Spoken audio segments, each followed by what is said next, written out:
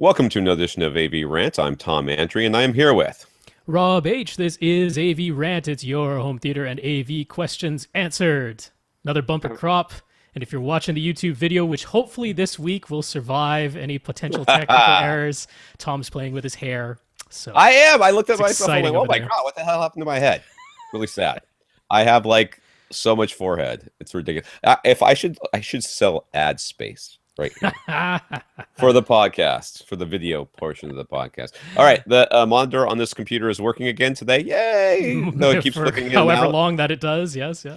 And if I suddenly run screaming from the room, I won't scream. But if I suddenly run from the room, I disappear from screen, it is because I am going to get my phone because the screen stopped working. I do have a second screen step over there, but you can see every time I look at it, I look like that, and then that would be That's okay. distracting to people. And I have ordered myself a new computer because but this computer, James, still is going to be in rotation because I love it. It does things that I like it to do, and I'm going to figure workarounds to make it work, and eventually I get the screen fixed. I don't care. I like it. So James, thank you. Listener of this something. All right. This is AV Rant, the podcast where we answer your home theater AV questions. Oh, and as promised, I did not get to the SVS review again, and it's unlikely I'll get to them this week, but I will try. Not sure if that's how you use as promised, but yes, as predicted, perhaps. Yeah, perhaps it'd be better to say as predicted. Anywho, so this is AV Rant, the podcast where we answer your home theater and AV questions. Get your questions answered. All you have to do is ask. You ask by by emailing us at question@avrant.com. If you would like to email us directly, you can also hit one to rob@avrant.com or Tom, and there goes the screen, tom@avrant.com. You can go to the website, www.avrant.com, and leave us a comment there. You may go to facebook.com/avrantpodcast. That's all one word.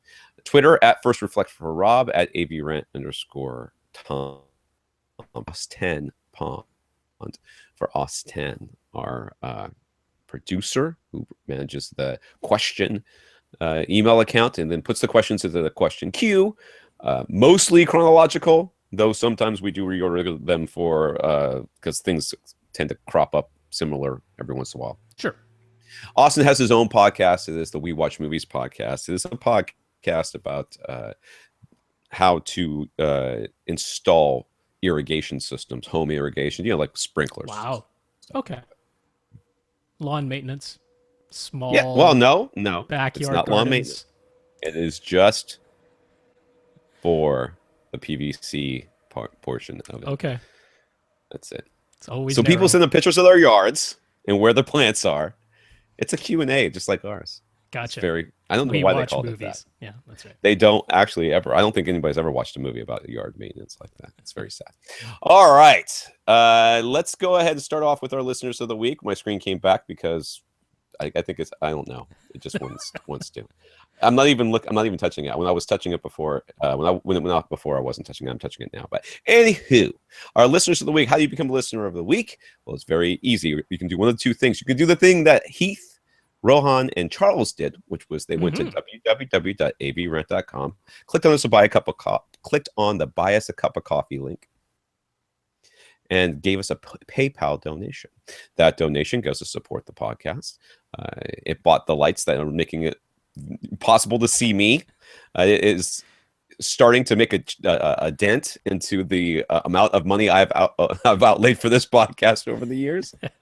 Still in the red, but we're getting there. We're getting there. And if folks have a suggestion for a better router, because I'm convinced that Tom's occasionally choppy video and soft focus are the result of him using his cable provider's provided modem.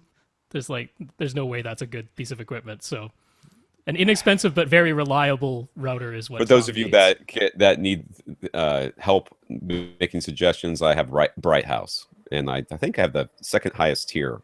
I think it's 50. There is no way you are actually getting that throughput. Because your video would not be all soft like this if that were the case. There's no chance. Well, part of the problem, I don't know what this camera is like too. So with the new computer, hopefully I'll have better camera. I say get an Asus, but not cheap. So that's the problem. Yes, we're going for cheap because Tom's cheap and whatever. Tom's wife has also decided that we need some sort of AC control thermostat internet thing where you can IP control it and stuff. So sure. she's ordered the Eco B. Yes, that's the one to get. Apparently, it's very cool. It goes on your wall and it has a sensor in it. Plus, it connects to extra sensors. So she bought a couple of extra sensors. Yeah. I'm putting one in the home theater because occasionally it gets hot as heck in here, and she's putting one in the bedroom because she gets hot. So she's going to have it control. We're going to fight. I think this is going to be a fight. But anywho, so we'll be talking about that in the podcast in the future, even though it's not really an AV related thing. But it is sort of, because believe me, it gets hot. It's technology related. Yeah. It is. So Heath, Rohan, and Charles left us a donation, the PayPal donation. Thank you guys so much. If you have a PayPal account, you can transfer it directly. If you do not, they will take your credit card. We don't get any of that information, so we can't abuse it in any way. And if you leave a little note on there that says, usually nobody leaves any notes, but occasionally somebody will leave a note. And while I can't respond to those directly, I do appreciate knowing why. And if appropriate, I will mention it on the podcast. So thank you, Heath, Rohan, and Charles. Tony bought an Onkyo TX NR646 from Accessories for Less after our discussion last week and told them that he heard about it from us. So hopefully that hasn't gone into the black hole of customer service over there, and eventually it will make its way through, I don't know, water cooler talk up to somebody who matters. If anybody knows, like, the email of the CEO of Accessories for Less, I would happily give that out on this podcast over and over again, just so that we can get some recognition, because I don't think they realize how many sales they've made because of us. I know SVS knows they're a small enough company, so if you tell somebody hears over in customer service, believe me, that's not just some random person in the call center. That's a real dude that works in the building. So that gets around pretty quickly. Plus, hey, Gary Kubian put his email address on the website, so awfully easy to get a hold of him too. All right. Yes. We have just an appalling number of questions. Believe me, I was dismayed when I started going through them, because I was like, I had looked at it like on Friday, and I was like, oh, looks like it's going to be a light week. I know. I don't know what happened. And then I checked it today, and I was like, holy crap, that's a lot of questions. And some of them are so long, and the screen's going to go out. It's going to be very sad. But first, let's talk news, and we're going to do it quick. Yes. Emotiva announced their new BasX, which is really pronounced BasX, but it's BasX because of course. Of course it is. They have to have an X in there somewhere. It's Emotiva. Their BasX series. There's nothing over $600. They're all kind of slim designs, not very big. They're Class AB 100-watt channel amps for the most part, along with some tuners that have like FM tuners and integrated amp, like a stereo integrated amp. There's a pre-out. There's one that has at least one that I saw that had pre-out for your vinyl record player thingy. They do have a complete 7.1 pre-pro though, for $600. That's kind of cool. If that's that is cool. I'm sure it's very well. I mean, if you got that, and you got how much is it for the Dirac with the mini DSP with Dirac? Isn't it like $1,000? That's $1,000. Yeah. Yeah. So now you're up to $1,600. You could have bought a receiver, but anyways, you would have a pre-pro with Dirac. Room correction. Yeah, this new Emotiva one, this BasX Emotiva one, does not have Dirac. It is their Emo Q auto setup thingy. So, which is, I think, by all accounts, emo crappy. But it's interesting. So, I mean, these are coming in below the Immersa line, which I have not seen hide nor hair of that thing since they talked about it at CES. So I don't know where the Immersa line is.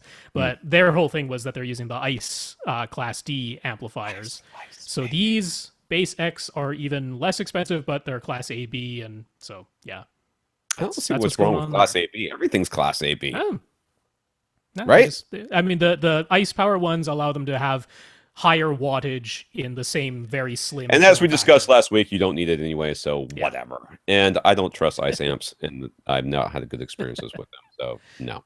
ELAC added a smaller B4. It's a B, letter B, number 4 speaker. It's 180 a pair to the debut series. You know what irritates me, and in the end, what irritates me more than anything is when there's like, this is kind of got like a mini review associated with it. The person listened to them and A/B them or whatever with probably another ELAC speaker.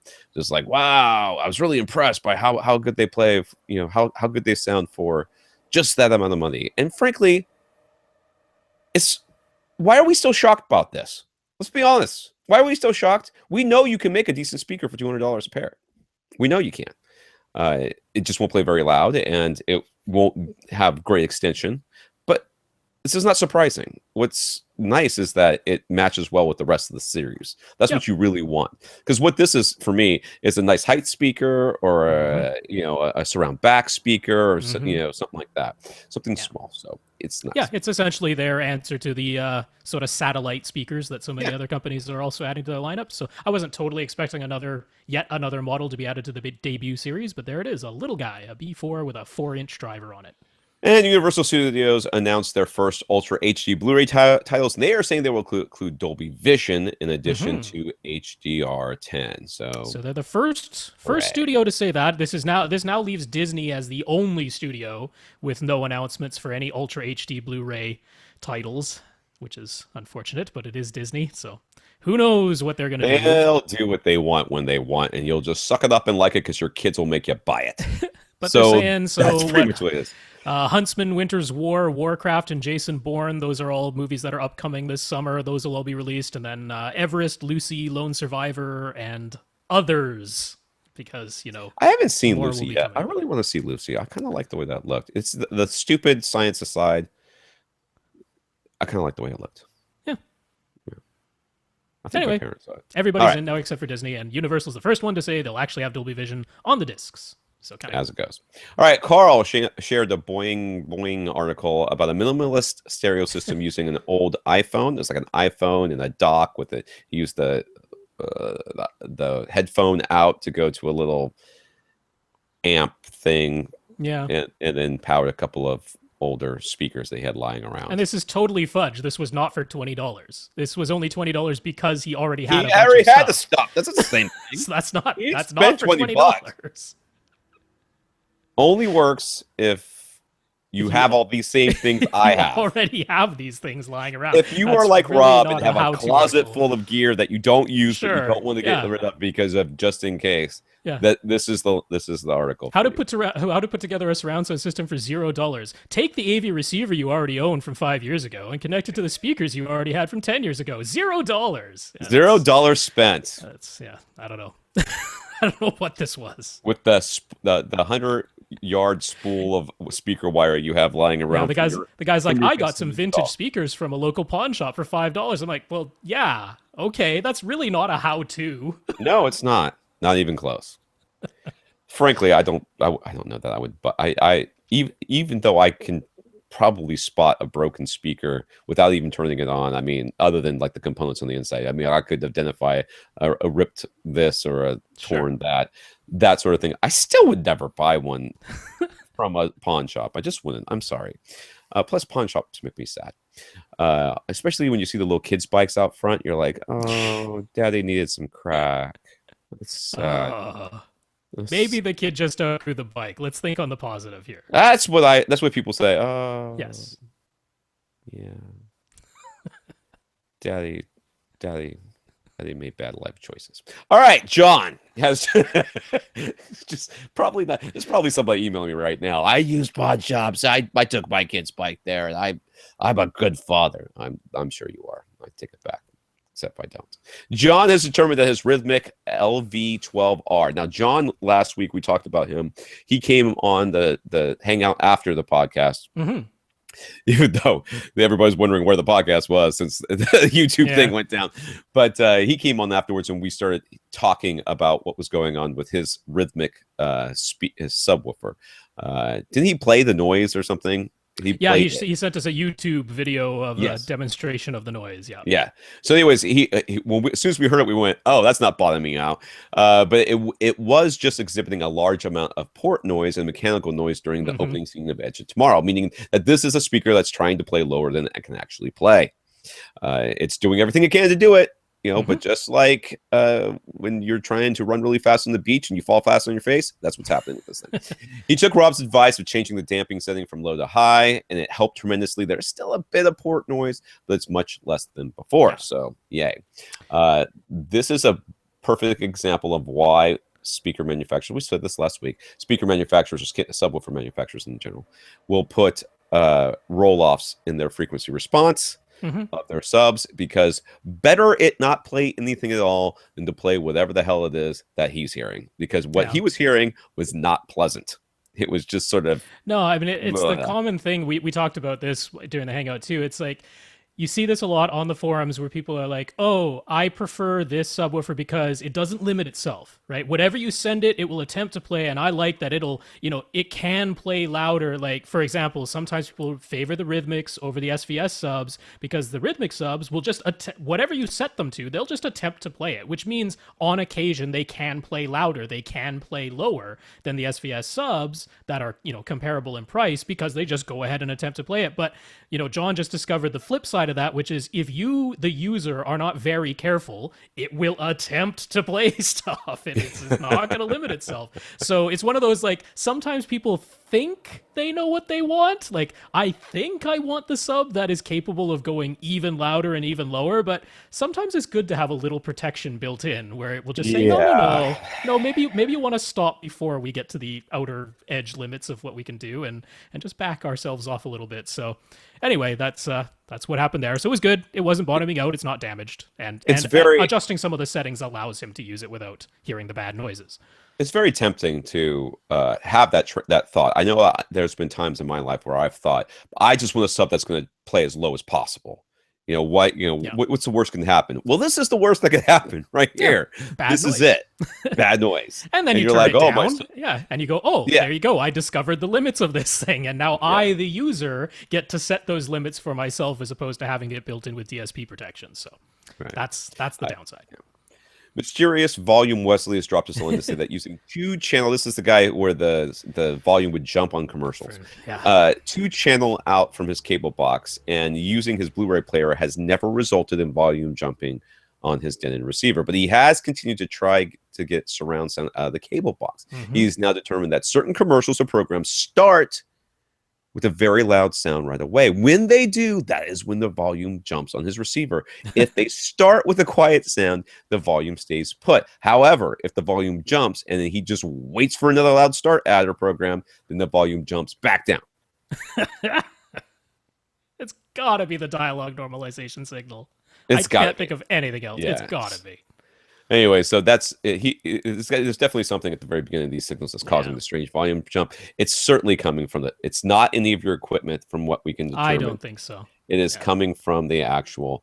So I wrote to him and I said, basically all they can do at this point is if his cable provider has other cable boxes or a DVR, like different hardware than the cable box he currently has, swap that out. If it's still happening, then it's gotta just be in the feed. Yeah. Right. Whereas if that fixes it, then you go, all right, there was something hinky in his particular cable box hardware. Either of those are possible, but I really, really don't think it's his Denon receiver at this point. So, and at least he has a workaround, but he can just set it to 2-channel and it works.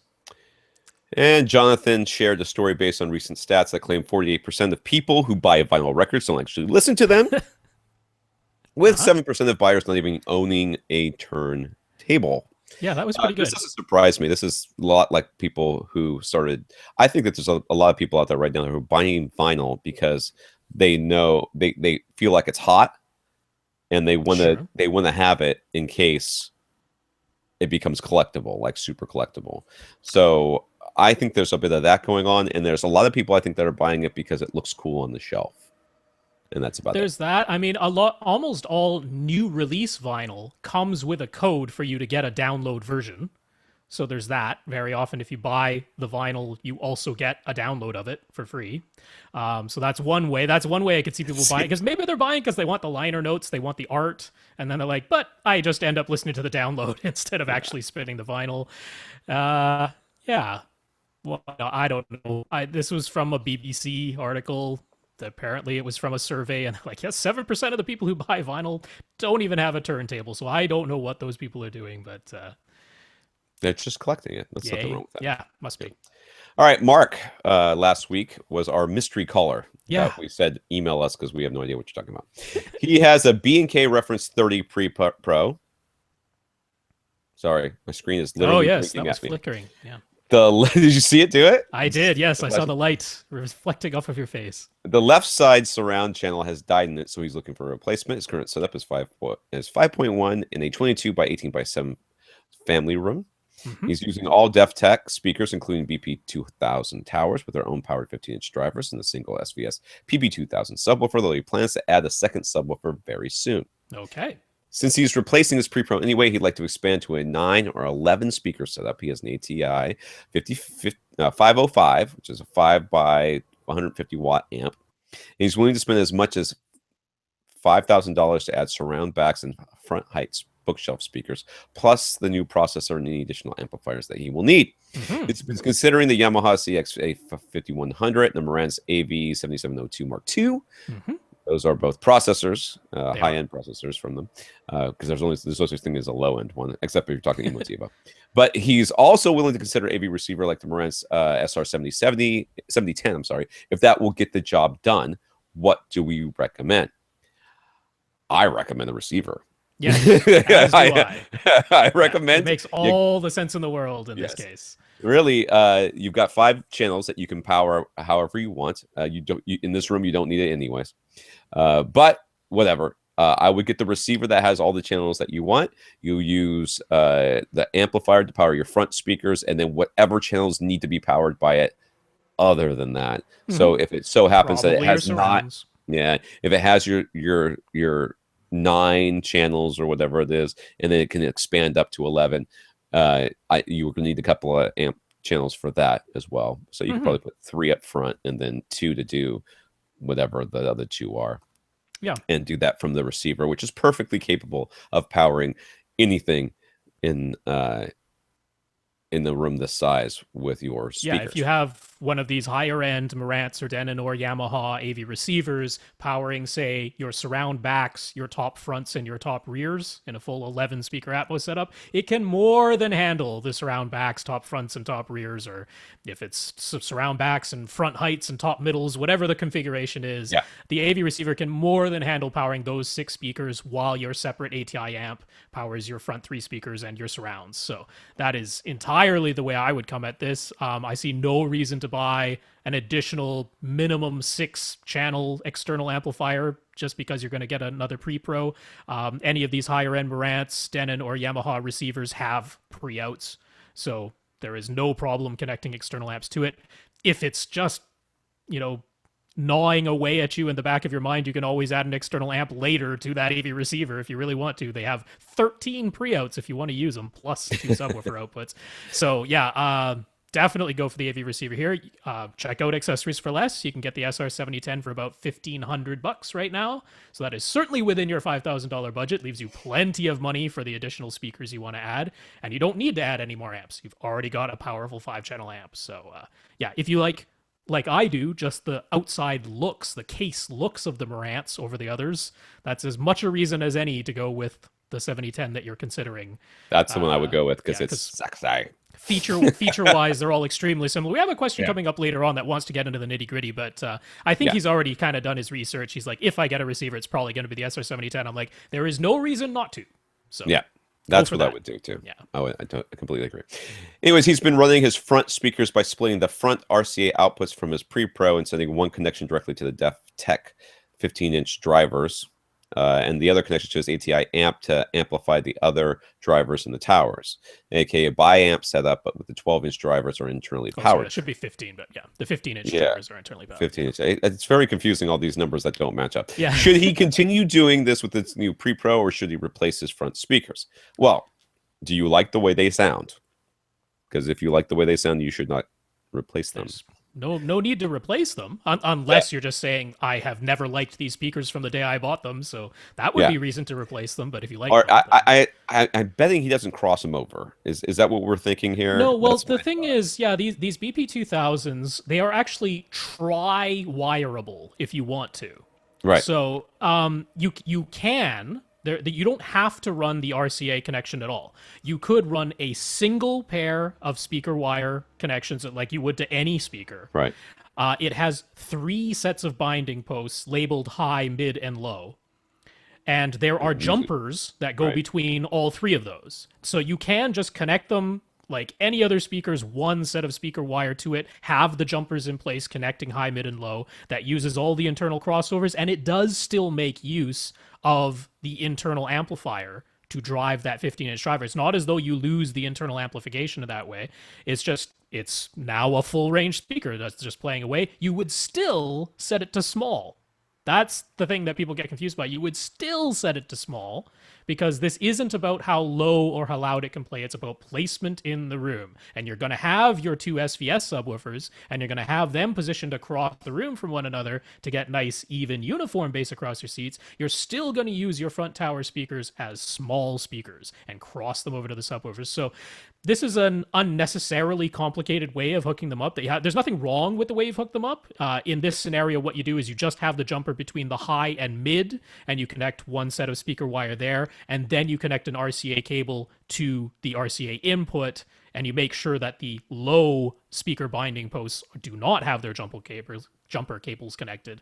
And then it's getting a full range signal anyway. It's still applying filters to it. It's still applying the same crossover as it would if it got the signal from the speaker wire. So this is unnecessary. Just run one set of speaker wire and use all three jumpers. That's all you need to do.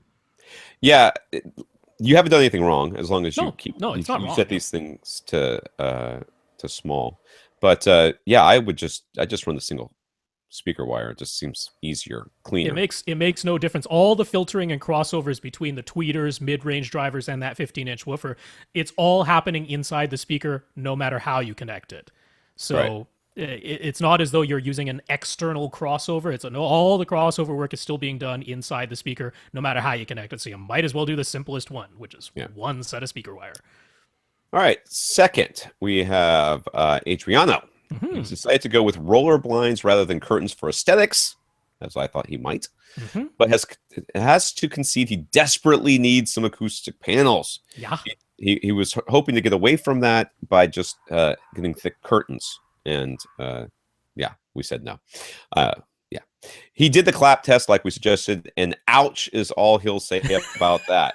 His front I'm guessing wall he heard some zinging and ringing might from be the clap test. a bit. His front wall is 14 feet 9 inches wide and 8 feet 2 inches high, with a small window roughly at the center of the entire wall. In the center, and the entire wall is covered with a sheer curtain.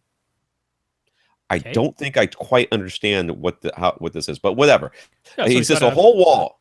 But why would you cover the entire wall with a sheer curtain? I don't understand. Decoration? I don't know. Anyway, it's his front wall. It's where his screen is going to come down. All right. So he figures he can pretty much put as much absorption as he wants up there and convert that whole wall into an acoustic panel minus the hole for a window. So what do we think of this? He knows it won't address the first reflection points, but visible panels on the side and rear walls are an option. This is almost like that what is it? The front? What is it? The front room back? They use there's a name for this when you the dead end live end room. Dead end live end, where you do nothing. You completely absorb the front of your room and then you put like diffusion in the back. Yeah. Sure, why not? That's what I would do. What you said, just do that. Anything in this room is fine. Absolutely. Cover as much of that wall with absorption as you can, because as the clap test revealed to you, you've got some bad echoes going on in this room. So if you can put stuff on that wall, if you can put stuff on the ceiling, if you can hide it somewhere, if you can make acoustic panels that have art on them and replace art that's already on your walls, whatever you can do in this room. We're less concerned about exact placement as we are in just absorbing some of the reflection that's going around your room, because it's very clear that it's echoey in there. So yes, anything you can do in here is a good idea. Yes. So I don't know that you necessarily need to cover this entire wall with, but if you can, go for it. And we got the money, why not? He says since the curtain is always closed, he doesn't need to construct nice looking panels. Could he just mount raw insulation to the wall? And what material should he look for? He lives in Australia, in Sydney. So he has found a link for something called industrial board. I think I clicked on the link before. I'm afraid to touch it now because of the screen. Yeah. But I think they called it spun glass board or something like that. Or as far as I can tell, this is the stuff that has like the foil backing that they put around HVAC ducts. And that is not really what you would want to use. Yes. Because you don't want anything that has a that blanket for sure. Yeah, you don't want. So what you're looking for is raw, what we call fiberglass board, and it's not going to have a backing of any kind. Right. So that is just used for installation. It's rigid, so you Well, don't I mean, want. we shouldn't say rigid. Like it holds its shape, is what we mean. Like the pink stuff, which is like it doesn't really hold its shape. Like if you just Yeah, put the pink stuff on the floor, it would just kind of sag down. So the stuff we're talking about is more rigid than that. It holds its shape. It continues to be a rectangle. It doesn't just sag under its own weight, but it's not rigid in the sense of like the stuff you'd use under your basement floor that you can walk on. Like it's not styrofoam. It's still right. squishy. It's still fibrous, but it holds its You shape. could take it with your fingers and squish it, Yes, you can squish it. and that would not be good. Don't do that because it would ruin the material purposes of this. But it is, you could stand it up and lean it against the wall to be fine. Now, if you leaned on it, it would crack or sag or break or whatever. Sure, yeah. But that's what you're looking for, something like that. Yeah, I'm so sure this Bradford installation place that you found probably has something like that on there. I didn't have a chance. It could be. Well, I checked. Owens Corning is definitely available in Australia. They 100% have distributors. I checked on that. So what almost every company that makes acoustic panels makes their panels out of is Owens Corning 703 fiberglass insulation. So check with any insulation stores, or I'm sure if you have the equivalent of Home Depot's, whatever you've got, I'm sure they can get a hold of Owens Corning 703. It's extremely common insulation. So that is the stuff you want. It's yellow. If you have a curtain, if you have a curtain over that wall, probably just putting it up bare with nothing over it would be fine, because it doesn't like distribute fibers into the air or anything like that. It holds its shape. So yeah, the Owens Corning 703 would do the trick. That is something that a lot of people are concerned about. I think even in my DIY panel article I wrote, I said basically there's no reason to cover these things because you don't have to, but I put like a cotton cover around it just in case. Well, I mean, if it were going to be visible, it's not exactly the most attractive. Well, I'm saying that between the material I used to cover these things with and that I put a little bit of because actually it was just on the back of it, which was not covered. I like tucked in some cotton, but really every single, like if you go, you'll find like these threads on different AV forums, and somebody will ask, do I need to cover this? Do I need to back this? And people will say, oh yeah, you should probably do that because of cancer and breathing these things in and stuff like that. And eventually somebody that works in the HVAC world will come in and chime in and go, you people are all insane. This stuff is completely safe. I work around it 10 hours a day. There's just no chance that this stuff is all safe. They'll be like, well, just in case, you should probably do it anyways. I'm like, it's going back to the days of asbestos installation. Yes, it's not. Yes, you We're don't want not asbestos. worried about that. It's just not. You're not sitting there spinning on fiberglass right now, and it's fine. It's gonna be fine. So, yeah, you could just put it right there on your wall, however you mount it. I don't know how you would mount that. And if since you said it's a sheer curtain, maybe you'll see it a little bit visible through that curtain. If that's the case, throw any kind of acoustically transparent fabric over it that you want to, just to cover it up. So just go for any fabric that you can hold it up to your mouth and blow through with a minimal amount of resistance to the air blowing through. That will mean it's acoustically transparent. So you can stretch pretty much anything over there that you want to. He also asks, since his projection screen will drop down about 10 inches in front of this wall, will too much of the effect be negated for it to be worth it? No. It's a short answer. Still better. If you could get an acoustically transparent screen, so much the better, because the screen will itself act as a reflective baffle for sound somewhat, but you're still talking about an echoey room. So an echoey room, anywhere you can have absorption, even if it's out of sight, if it's up in the corners of where your wall meets the ceiling, where you're not really looking, where you normally would put crown molding, you throw absorption up there, like anything will help cut down the echoes. So this is not a no reason to do this situation, even if you don't have an acoustically transparent screen, although so much the better if you do. All right. So during the renovation, when he was building his theater, yes. We talked about this beforehand. It was the first thing that came out of my mouth before we started the podcast. This was the first thing, dude. So let's just remember that when you hear my reaction. During the renovation, he asked the electrician to run RCA cable to the front left and right rear corners of the rooms for his two subs. Yes. But what the electrician recommended was to run Cat6 cable, claiming that is what he always does for audio. He terminated them into RJ45 wall plates, and Adriano ordered some Ethernet to RCA adapters. I may as well just say this right now. This is an electrician who can't run coax. Like, that's all you were asking for, a coax run. That is like the most common, other than Romex, running a coax cable in a wall is like the. I don't understand this at all. Why he wouldn't just run you a coax cable? Yes, why he would not do this is insane. It is so simple, and coax is easily self-terminable. Like there is, I don't know what he was doing. I don't know why he led you down this path. Why should you need to buy an adapter to go from Ethernet to RCA plugs when you could have just had a coax cable in the wall? It's bizarre. Yes, I said some very unfavorable things about this electrician. I will not repeat on this podcast. But if you'd like to come to the hangout afterwards, I'll be happy to say them loudly and with great passion. So when Adriano connected the adapter to the subwoofer, there was a low volume but audible hum. Then he connected to a short patch cable to the adapter, and the hum got a little louder. And then he connected the patch cable to the wall jack, and the hum got very loud. Because you are making a longer and longer antenna. Yeah, once he connected to the other end to his receiver, the hum got slightly quieter and went away completely once the receiver was powered on. And had an active ground connection. That's why. That's right. And the sub seemed to be working fine while playing content, but when he turned the receiver off, the hum returned. Yes, it because was. you have created an antenna for your subwoofer, which I'm sure your subwoofer thinks you're a crazy person for doing. He tried different patch cables. That's not going to help. And adapters. That's not going to help. And nothing helped. Oh, yes. Look at that. Didn't help. He even borrowed his neighbor's Yamaha sub, but the results were the same. But the Yamaha sub was wondering what the hell was going on, too. Some searching led him to post from ABS forums. Cat5e shielded cable is designed to optimally protect from those frequencies, which could interfere with the signal frequency of the data packets. This is in the megahertz range. Yeah. The shielding would do a very poor job at rejecting frequencies which are dominant in a sub interconnect, namely around the 150 hertz and below. Yeah. So is this the problem? Yes. Yeah, you have an antenna. Yeah. You have an antenna. So, if so, the electrician says he didn't think it would be possible to rerun different cables due to the limited access issues.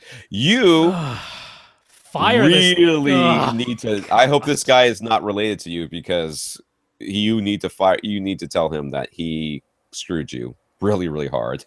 Because this is coax. It's not that hard to run coax. It's certainly no harder than this to run art. I mean.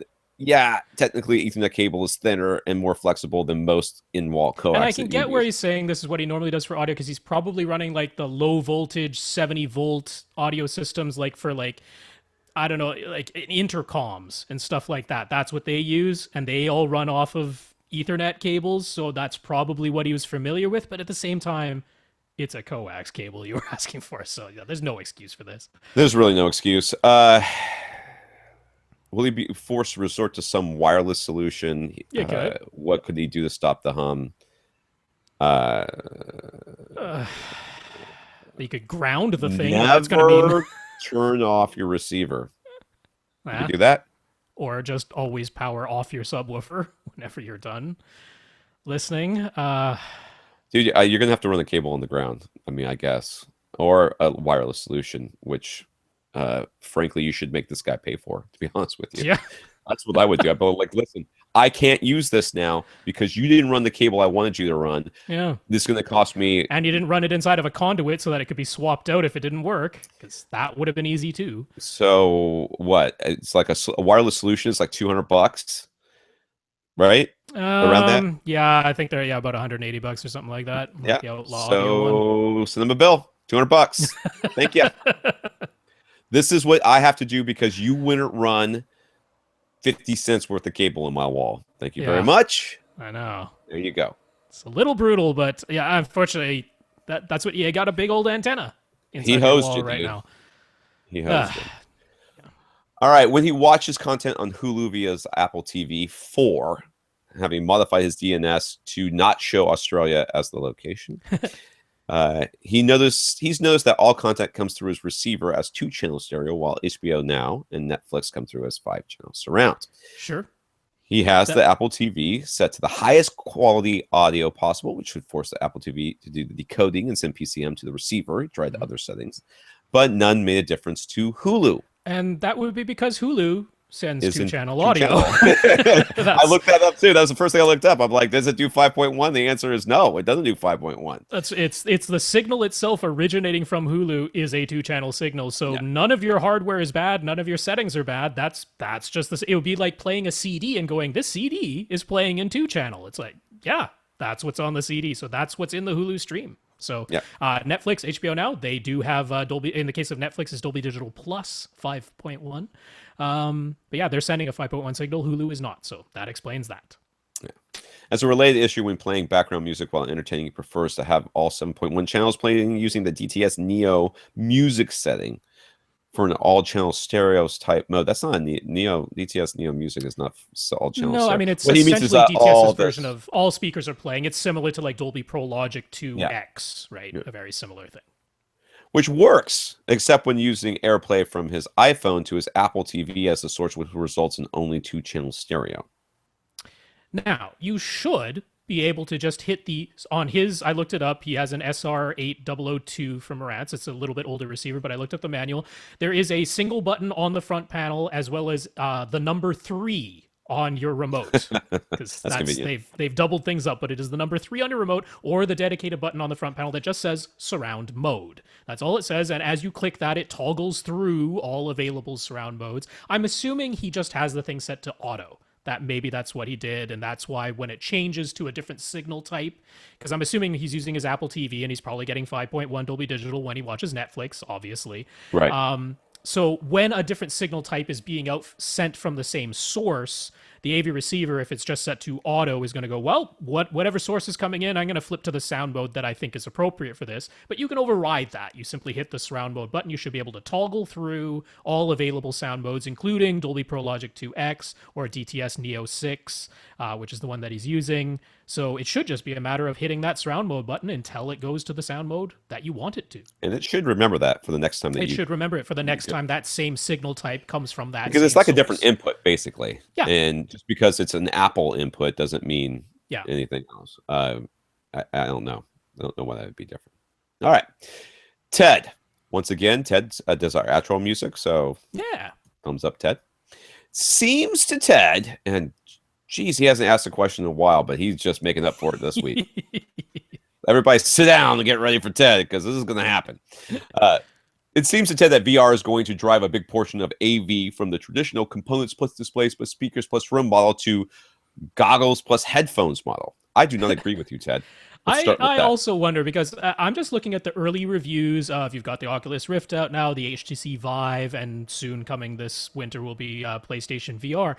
And universally, everyone has said, I'm really enjoying these systems. It's a cool new thing. There's not a lot of software yet, but obviously that's going to grow. But all of them are saying it's great for like 20-25 minutes, and then I start to get like my, the portion around my eyes where the goggles are pressed against my face starts to get a bit sweaty or a bit uncomfortable, or I start to just feel like I want some actual sunlight. So everyone's saying like it's great for like 20-25 minutes, and then I kind of want to take it off and take a break, which isn't what I would want to do when watching a movie. I would like to be able to sit through the whole 2-hour movie and not feel sweaty and uncomfortable. So I question whether everyone's really going to move over to VR for passive viewing.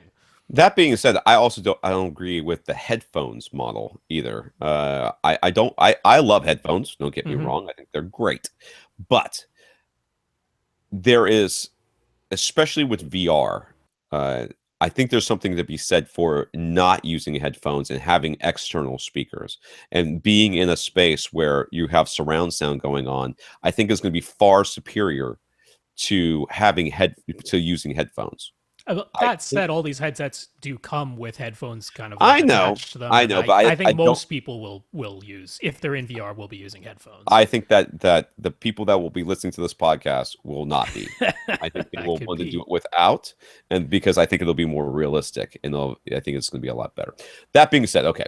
So anyways, where do we see things going with movies and games when VR takes hold? First of all, porn is where I see it going. I see it going straight to porn and staying there for quite some time. But once people break away from porn and decide they want to play something else or do something else, what do we think? How do we think it's going to impact these different things? All right. And there's a list.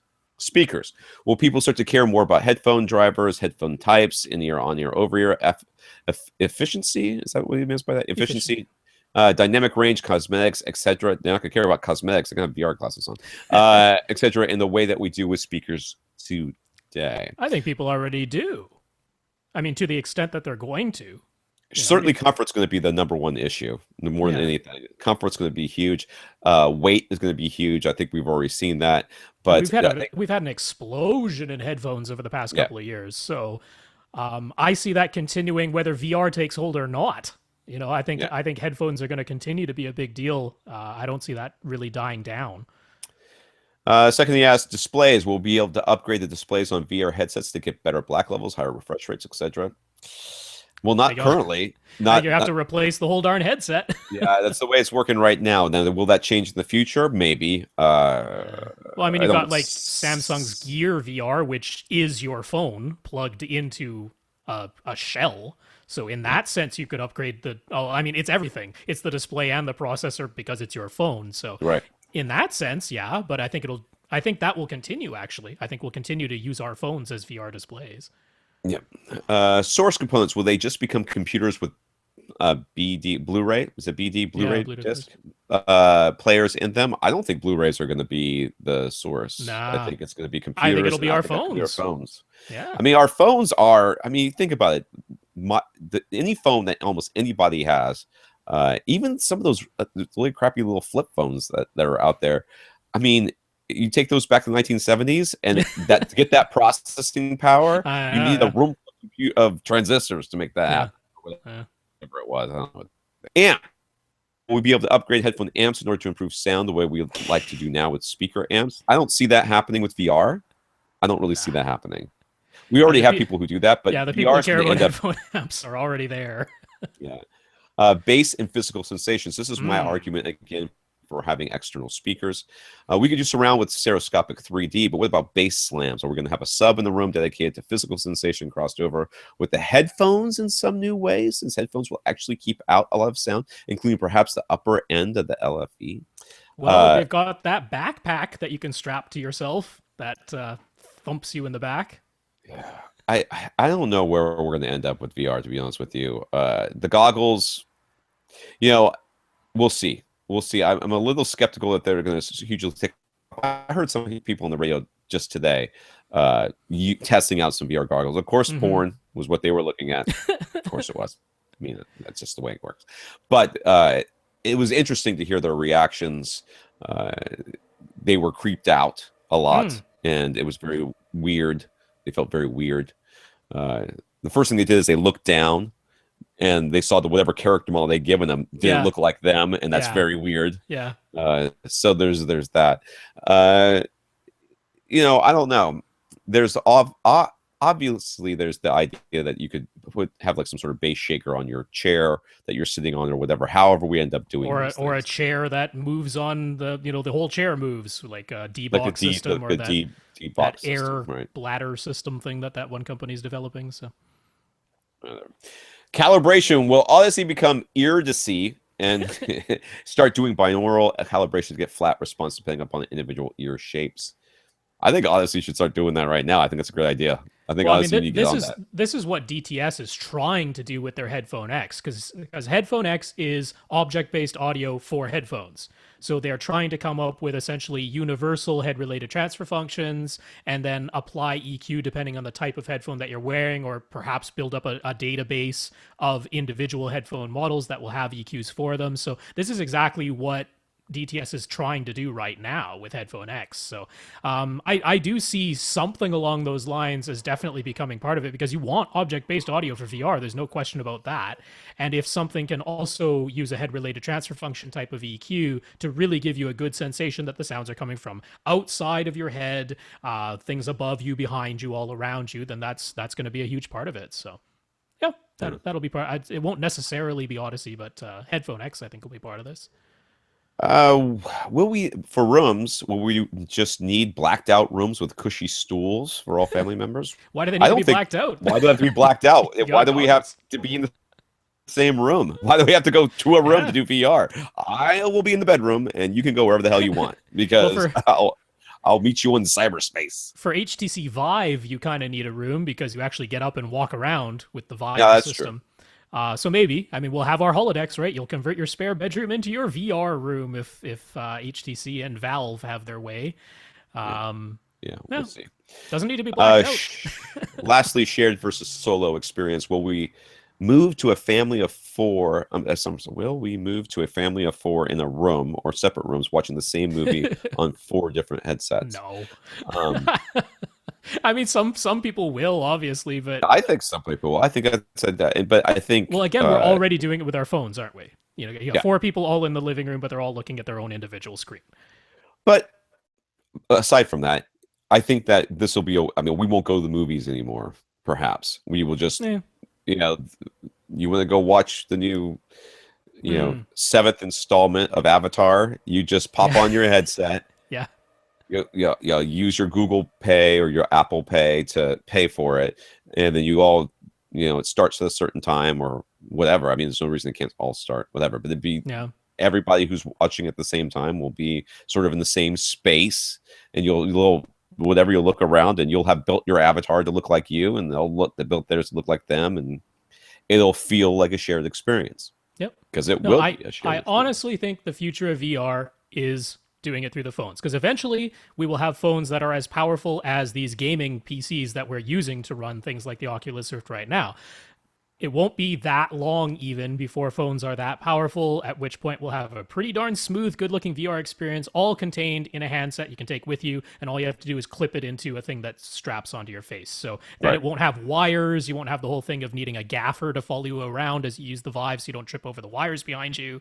Like, I really think that's the future of it, and people will continue to use their phones as phones, and then when they want to have a VR experience, they'll clip it into a Gear VR thing and strap it on. I think that's it. That's right. That was his first question. Question number 2. After we recommended some speakers to Ted last week, he went out and listened to some Revell F36 towers, which are $1,500 a pair, and Golden Ear Triton 2 Plus towers, which are $3,500 a pair. Okay. Overall, he loved the sound quality of the Revell towers, but in the in-store demo room, which was about 3.5 times the size of his theater, he was able to turn the system up loud enough that they started to struggle and sound distorted. Meanwhile, the Triton 2 towers produced incredible imaging and the clearest separation Ted has ever heard, and zero signs of distortion or compression, playing louder than Ted could stand. He said all of that added up to a sense of realism that he is looking for. With that in mind, do we still think that RBH and Ascend Acoustics speakers that we recommended could equal the sound quality of Triton 2 Plus towers, but at a much lower price? Would we now perhaps recommend different models, given that the Revell F36 towers couldn't play loud enough for Ted's liking? Ted, you're not being fair to those Revell towers. Let's start with that. In a room, they're in a room 3.5 times the size of yours. 3.5 times the size. They're not going to struggle in your room, Ted. Right. That's just the long and the short of it. So pretend that they weren't. Don't try to make them do something they can't do, and in a situation where you'll never have to ask them to do that anyways. Yeah. If you like those, I mean, first of all, the Triton, the Golden Ears are not going for a flat frequency response. And they've said that over and over again. The Golden Ear has a signature sound that they're looking for. And if you like it, there's no reason not to get it. We're going to get to why I don't think you should buy these speakers in a second, but if you like Golden Ears, you should buy Golden Ears. Do you have to spend $3,500 on them? We'll get to that in a second. But they have smaller models than the 2 Pluses. So the Revell towers, if you like the way they sounded, and you think $1,500, $1,000 is worth the difference in the sound, I would definitely go with the other ones. I would go with the Revells for sure, because in your house, they are not going to have to be turned up nearly as high to get to the same volume level. Yeah. No, I mean, like I recommended last week the Ascend Acoustic Sierra 2s, which are bookshelf speakers, ribbon tweeter, 5.5-inch driver. And he's thinking, oh, I was listening to towers, but in this much larger room, but I was able to turn up these one set of towers too loud. Well, the Sierra 2s can legitimately take 200 watts continuously if you want them to, which with their efficiency means even if you're sitting 12 feet away, which there's no way he's sitting more than that in his room because his room is 12 by 13. So even if you're sitting 12 feet away from them, they can continuously play at 104 decibels at your seat. There's literally no speaker that I can think of that cannot blow your ears off in a 12 by 13 room. Yeah. It'd be really, really hard to find a speaker that would start to distort at a reasonable volume, actually an unreasonable volume level in that room. The Hyperion various grands that Tom recommended, one of their great features is that they can absorb oodles of power without distorting. Oodles and oodles of power. They can get crazy loud, as can the RBHs. Like, actually, our very next question, the EMP Tech speakers, which are like the lowest end speakers that RBH makes, are lauded for how incredibly loud they can play. And that follows through all the way up RBH's lineup. So the answer to your question is I have zero worries about any of the ones we already recommended to you. And I see no reason to change those recommendations because you aren't in a room 3.5 times larger than your room. You're in your room. So the recommendations stand. If you like these speakers, there's no reason not to buy one of them. But let's go on. He was so impressed by the Triton 2 Plus towers, but part of it was also their bass output. They have self-powered subwoofer drivers, subwoofers built in. And in the demo room, they played low and loud enough that Ted felt no need for additional subwoofers. So even though they're well over his initial budget, could he get the Triton 2 Plus towers and then forego separate subwoofers? That would make the total price more reasonable. No, it's not about how low your speakers can play. Unless you plan on putting your speakers, your front left speaker in the left corner and your right speaker in the rear right corner, because that's where your subwoofers need to be. Now, if you do not plan on placing your speakers that way, then the subs that are in them are going to be placed in the wrong spot. Yeah. Now, you might be saying, you listened to them in the store and the bass response sounded fine, and that could be true. I bet you weren't sitting in all 8 positions you're talking about having in your theater, because you're talking about having a 4-seater couch and then maybe 4 people sitting in front of that couch on the floor. So you want uniform bass in your theater. You do not want wild bass changes from seat to seat. And that's the problem you would face if you just have your subwoofers built into your front left and right speakers. That means both of them are at the front of the room, which means non-uniform bass from seat to seat. So you still want your 2 subs. There's no reason to go for, I mean, I believe you that you heard the Triton 2 Plus towers and loved them. Lots of people have heard them and loved them, but they are not the correct speaker for your specific application. If you love the Golden Ear sound, look at some of their smaller towers or even their bookshelf speakers. Bookshelf speakers. You will be just fine with bookshelf speakers. Yeah. I am in a room that's like 11 by 21 or 19. I can't remember. And bookshelf speakers can get ridiculously loud in here. You will be fine. Get bookshelves, and if you like the Golden Ears, get some Golden Ear bookshelves that you like. And buy a couple subwoofers and pocket the extra grand you would have saved over just buying the towers. That's all you need to do. You do not need full range speakers. And yes, Lee, who sometimes is on this podcast, who has full range speakers and refuses to do this, Lee is in the same boat and he's in denial. So I'm going to highly recommend you do not buy speakers with subwoofers built into them, because then you will feel like you have thrown money away if you do not use them, and then you will use them and it will mess up the bass in your room, and you'll say, how do I get my bass to be even across all the seats? It will say cross over your speakers and send them to small, and you'll say no, but they have subwoofers built into them. And then we'll be right back. You and Lee can go into your little room with your big speakers, and the bass can be all distorted and weird, and it won't be our fault. It's just because you won't listen. Justin, not Bieber, bought some EMP Tech Impression Series towers to replace his Axiom M22 front speakers. This was after he replaced the Axiom VP100 center, which is a piece of garbage, by the way, with the EMP Tech center. I like the M22s. Don't get me wrong, but that VP100 is garbage. Garbage. Not that I have strong feelings about it. Anyways, he loves the EMP Tech speakers. He thought he wanted something different, like Magnet Pencil ribbons, but he loves the imaging, the soundstage, the dynamics. He loves it all about the EMP Techs. But he did notice that they are rated at 6 ohms. Wouldn't that generally indicate that they're a bit harder to drive? His Denon AVR X4000 is having 0 issues getting to play incredibly loud. So is his Denon just beefy, or does the 6 ohm rating not actually mean that much? Well, these speakers just are really easy to drive, and they can take a ton of power, and they got 6 ohms, believe it or not, is not a problem for any receiver, just No. about, that's out there. 6 ohms is fine. What you don't want is them dipping down Right. into like 3 and 2 ohms and stuff like that. Even 4 would be okay for most receivers as long as it's not too crazy. But 6 ohms is just fine. Oh yeah, no, the where people see a slightly lower impedance speaker, one of the problems is that the so-called nominal impedance, which is kind of like an average. It's not really, people are going to scream at me for using that word, but just for the sake of ease of explanation, it's kind of a bit of an averaging of it. And unfortunately, when you have just a nominal impedance rating, it doesn't tell you what the minimum impedance is or how many frequencies dip down to a very low impedance. And on some speakers, there are, it's rated at 4 ohms, but it dips down to 2 at some frequencies. And if it happens, what are we looking at here? That's his diagram. That's the diagram of his room. Okay. I'll click on it then. Sorry, I didn't realize that there was a diagram going on. All right, there's a diagram. Like Rob's face turned weird. That's all right. Go on. But just having a 6 ohm nominal impedance, if it is a very steady 6 ohms, where almost across all frequencies at 6 ohm impedance, that's incredibly easy to drive.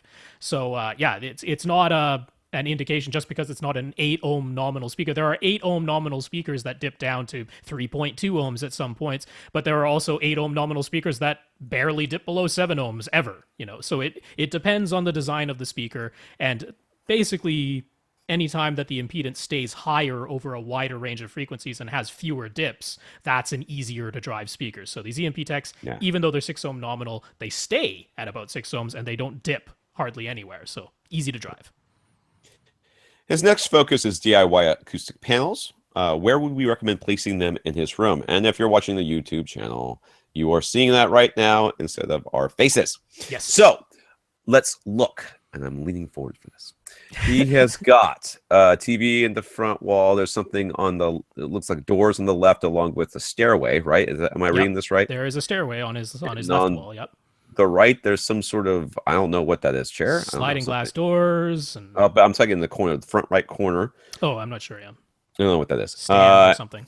There's a sub on the right wall there. Right, kind of a couple feet in. There's the sliding glass door on the right. He's got surround speakers, but it doesn't look like surround. Oh, the left sub is on the rear left wall. Towards the back. So he's got them diagonally opposite across the room, sort of towards the front right corner, towards the rear left corner is where he's got his 2 subs. Yeah. So where would you put your... Hard to tell what else is in this room. So clearly behind your front speakers would be a place that you could do that. You could also, looks like your front left, front right corners could be dampened. Like you could put a chunk trap back there to absorb some bass. Triangle trap back there. Not sure what else is going on in the rest of the room, though I imagine that on that staircase there on the left, you might be able to put something. And directly behind his seat, because his seat is up against a partial wall, which partially separates the kitchen and dining room, which are open to this living room space. But he does have this partial wall with his seat against it. So directly behind your seat, since the seat is pushed up against that partial wall. And then I'm not sure if, the diagram makes it look like he has hardwood floors. I don't know if that's actually the case, but you could consider your ceiling. Because if you do have a bunch of hardwood floors, I'm guessing if you do, maybe you have a rug somewhere there, but it's overall, that's going to be a reflective surface, a very reflective surface, a hardwood floor. So if that's the case, then something on your ceiling could definitely help you out. Yeah, that's what I think too. And that would be it. Those are the places that we can see based on your picture use of this. Now, would putting acoustic panels behind the speakers help prevent their sound from bothering his neighbors at all? No. Well, no. How easily are your neighbors bothered? Let's start with that. He said he's on very good terms with them, but anything he can do to help. So. Yeah, that's not going to help. You can put your subs on those sub dudes or anything. He already has. Decouple it, then you're good. You've done what you can. Yeah. Just don't turn it too loud, which is easy to do with the MP Tech speaker. Yeah, acoustic absorption within your room is not soundproofing. No. In the sense that it just doesn't. There's slightly less echo, but that isn't really what transmits through walls. So it's not adding a tremendous amount of mass. It's not decoupling anything. It's not damping anything. It's doing a little bit of absorption, but that really doesn't sound proof whatsoever. Right. So he's using a pair of BIC F12 subs with one towards the front right corner and the other towards the rear left corner. We were talking about that. He ran Odyssey and it set them to negative 12 dB. Yeah. It didn't sound right, so he manually adjusted their volume afterwards. He doesn't say how. Did he adjust it down or up? Oh, I'm sure up. But is there anything you do to get a better setup from Odyssey? First of all, your subs are too loud. Let's start with that.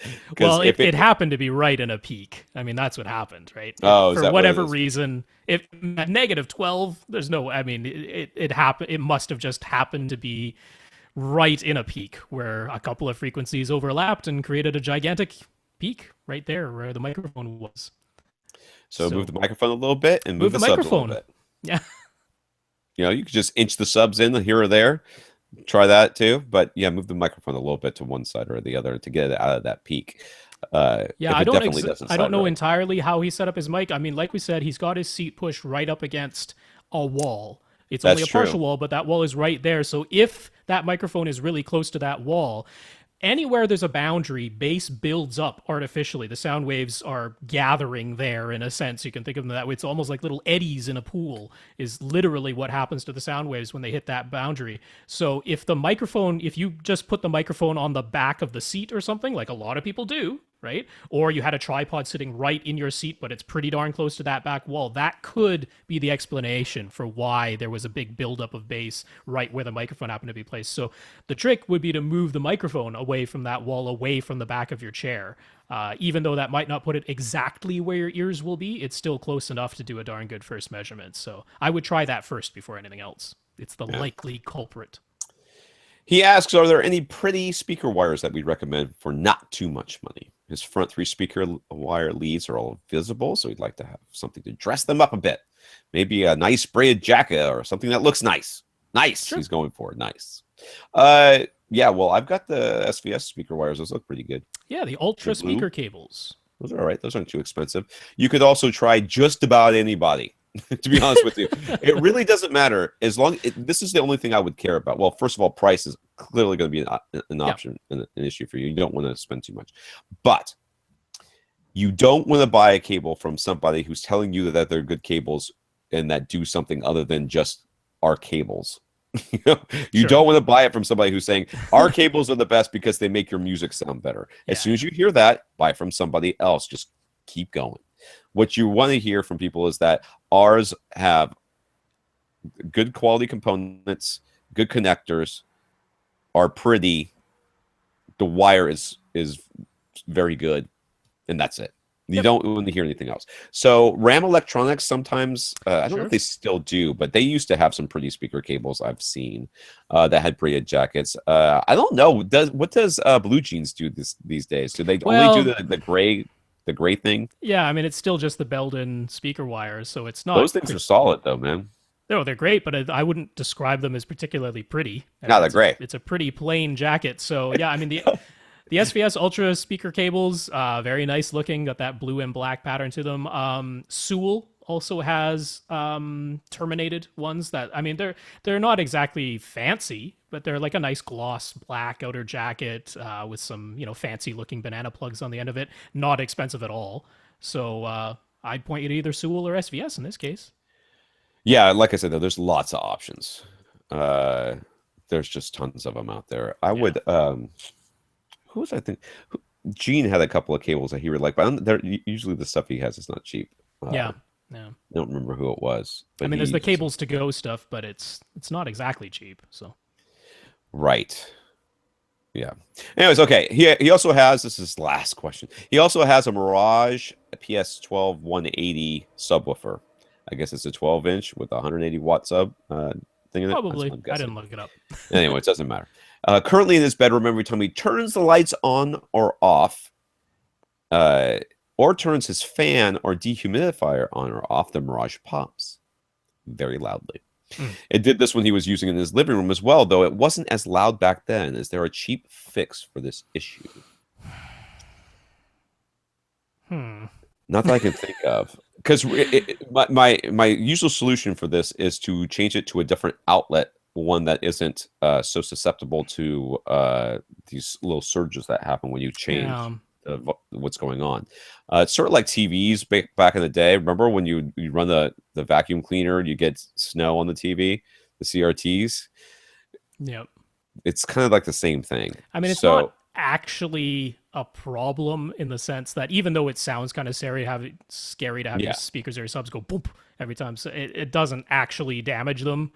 Um, but I don't. There isn't really much. I mean, you'd have to throw like a voltage regulator on there, and that might not even be enough because it's such a fast little yeah, I was transient gonna. that's I going on. actually thought about that, but usually like an APC or something, like a Yeah. voltage stabilizer regulator thing. First of all, might not catch it. Second of all, a lot of Yeah. times they don't want you to plug those into a subwoofer into there because it Yeah. draws a lot of power instantaneously, and the APC will throttle it. Yeah. I And mean, the sometimes you cheap get solution here is to just turn your subwoofer off whenever you're not using it. That's the cheap solution. yes, or you could just buy a sub that doesn't do it. That's the Yeah, other side. because they don't all. Yes. Yeah. They don't. So this is clearly a problem with this particular sub. There's He said he something. was going to be upgrading those big subs anyway. So when you do, move the big subs to your bedroom and say goodbye to the Mirage. There you go. Yeah. Problem Unfortunately, solved. yeah, we don't have a cheaper. I mean, just peace of mind. You're not really doing any harm. It's okay for the thing to go thump every time. Yeah, it's not going to hurt it. That's the Yeah, thing. It's not it's going to hurt it. It just will scare it's an you. annoyance. I get it. Yeah, but it gets way louder when it blows stuff up. Oh So, yeah. and you know what? If it's in your bedroom, your wife might like it. That you have to go over there and turn it on. And that way, when she's watching TV at night, you know, whatever. I don't know. That's a stupid thing. Anyways, Josh has purchased a Sony VPL-HW65ES projector with a screen which drops down in front of his 65-inch.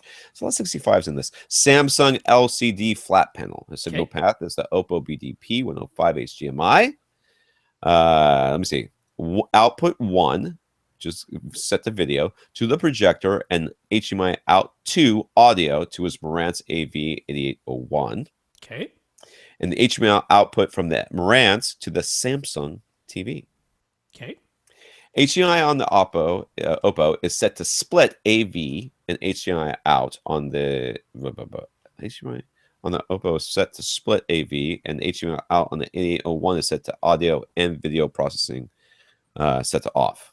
I don't know. That didn't make any sense to me. I read that sentence 3 times just now. All right, so he's got the Oppo. He's got audio and video coming out of both of the HDMI outputs of the Oppo, but the Oppo is feeding the video projector directly, and then it's feeding the Marantz.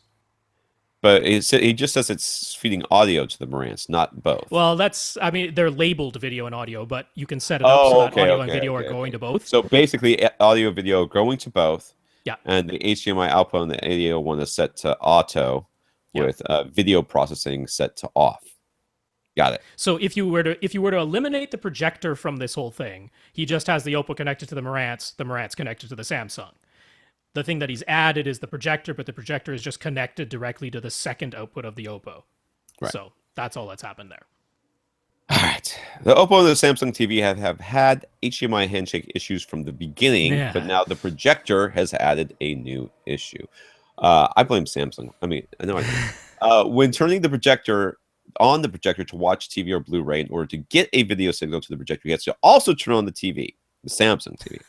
Once the projector has a signal, he can turn the TV off with no issues.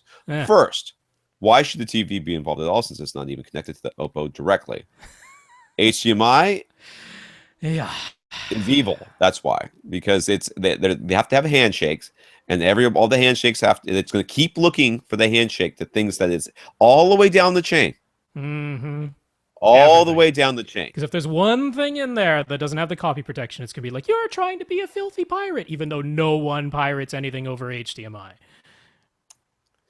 That's why. It's just why. It knows that there's something connected there, and it's not sure it's legal. So you have to turn it on so that Samsung can say, yep, I'm good with you guys. We're all playing for the same, HTCP team. Right? And then you can turn it off. And it's like, okay, yeah, I remember that dude. That guy's cool. Yeah, he doesn't ever stick around for our parties, but he's cool. All right. He'd like to run the HDMI out of the Marantz through the Oppo to take advantage of the video processing on all of his sources. Yes. But when he tried it, it resulted in picture roll, flash, or no picture at all. He's connected to his DVR directly to the Oppo, and except for having to turn the TV on thing, it worked fine. Do we have any ideas? He's already checked, and the HDMI CEC is off in every component. So what he wants to do now, if I've got this right, Yeah.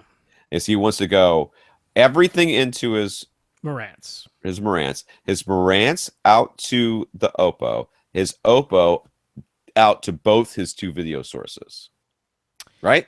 Yeah, except you couldn't, because you do have to have one HDMI connection going from the Oppo into the Marantz in order to get uncompressed audio. That is true. I forgot about that part. So There's a little bit of a circle there. yeah, I mean, you'd either need to split the Oppo to go to both, or maybe he just doesn't care about his Samsung TV getting the Oppo video processing. Maybe he only cares about the projector getting the video processing, in which case he could go everything into the Marantz into the Oppo into the projector, and then a second HDMI output from the Marantz into the Samsung TV. That ought to work. It should. But it's not. But it sounds like it's not. So I've got a few ideas. Good, because Number one. I'm thinking we just throw holy water at it until it starts working. Yeah, well, I mean, number one, let's just momentarily take the Samsung TV out of the thing entirely. If you do that, can you do what you want to do, which is connect all your sources to the Marantz into the Oppo into the projector, the second HDMI output from the Oppo going back into the Marantz just for audio purposes? Does that work with the Samsung TV completely out of the picture? Because if it does, then we go, okay, the Samsung is the issue. So if that works, leave that alone. Then on that Marantz, it actually has 3 HDMI outputs. It has 2 that are mirrored, but it has a third one, which is a Zone 2. Try connecting the Samsung TV to the Zone 2, not to the mirrored output. That runs it almost independently. It runs it like a matrix switcher instead of a splitter. That's probably your best bet. Yeah, because the splitters on AV receivers, they're designed for 2 identical displays. That's how they work. If you do not have 2 identical displays, and you do not, it gets 2 sets of EDIDs, the extended display information data. It gets 2 of those, and it goes, I'm not really sure what I'm supposed to do here. I'm very confused. It's looking for 2 identical displays, but because it has that third Zone 2 separate HDMI output, that could be your savior here. The other thing is, when you're using the 2 HDMI outputs, it's very unintuitive on those mirrored outputs. But the second, there's one that's like primary. It's like all colored different, and that's the one that has the arc signal thing on it for the audio return channel. And then there's the second one, which is like, the secondary output. And everyone goes, well, obviously I'm going to connect my primary to display to the HDMI 1 output and my secondary display to the second one. No, the second output is actually the more important one. That's the one that the receiver looks at and goes, what's the lowest common denominator here? I'm going to assume that the lower display, the one that can only do 720p or something like that, is connected to HDMI 2, and then I'm going to downgrade everything to that. And that's why it's constantly looking at that second HDMI connection going, is there anything here? Is there anything here? Because, oh my God, what if I sent 1080p to a display that couldn't handle it? It would just be the end of the world. So if you have to connect things that way, then you actually want to connect your projector to HDMI 2 and the Samsung to HDMI 1, which might not be the way it is. And inside the Samsung, turn off everything. And that includes its internal speakers, because this could actually be an audio issue. One of the things it's also looking for is, what audio signals can I send to these things? And the Samsung's saying, send me 2-channel PCM, because that's all I understand. And the AV receiver's going, but there's a Dolby True HD signal here. What do I do? Well, just blank the picture. That's obviously what the user wanted. Clearly. That's the solution to this problem. So turn off the internal speakers, turn off ARC, turn off HDMI CEC, which you already said, turn off all the internet features for, like, just turn everything off to make it the dumbest display it possibly can. Connect it to the Zone 2 output, and if none of that works, then flip it. Connect the Samsung to HDMI 1 and the projector to the Zone 2 output. But mainly try just getting the Samsung out of the picture first and seeing if you can get things to just work on the projector the way you want them to. Because worst case scenario, physically unplug the darn Samsung TV when you're not using it and plug it back in when you are. Yeah, because if you switch if you are plugged, because I would have plugged the projector into HDMI one too. Of But course, every rational person would have. if you flip those and now it's always looking for it's looking at the projector as the primary, then it should be fine every time you use the projector. Yeah. But whenever you want to use the TV, you'll have to turn off the projector. You have to turn on the projector, which is a pain in the butt because you have to wait for it to come up, and then you will have to turn it back off again. And then, so the Zone 2 thing should work. The only other thing I can think here is to buy an external switch. If none of this works. Or an HD Fury would actually be the real thing, because the HD Fury takes out the HDCP stuff. Even though HD Fury is now getting sued out of existence, you can still find HD Furies out there. So regardless, that would be the thing. What you could do is get a switch. You could get some sort of breakout box switcher thing. If you can't get it to work any other way, if you can get it to go from your receiver up to the projector, then you would take that signal and split it in a separate box, an external box. That would be the solution that would require you to spend some money, which I'm not a fan of.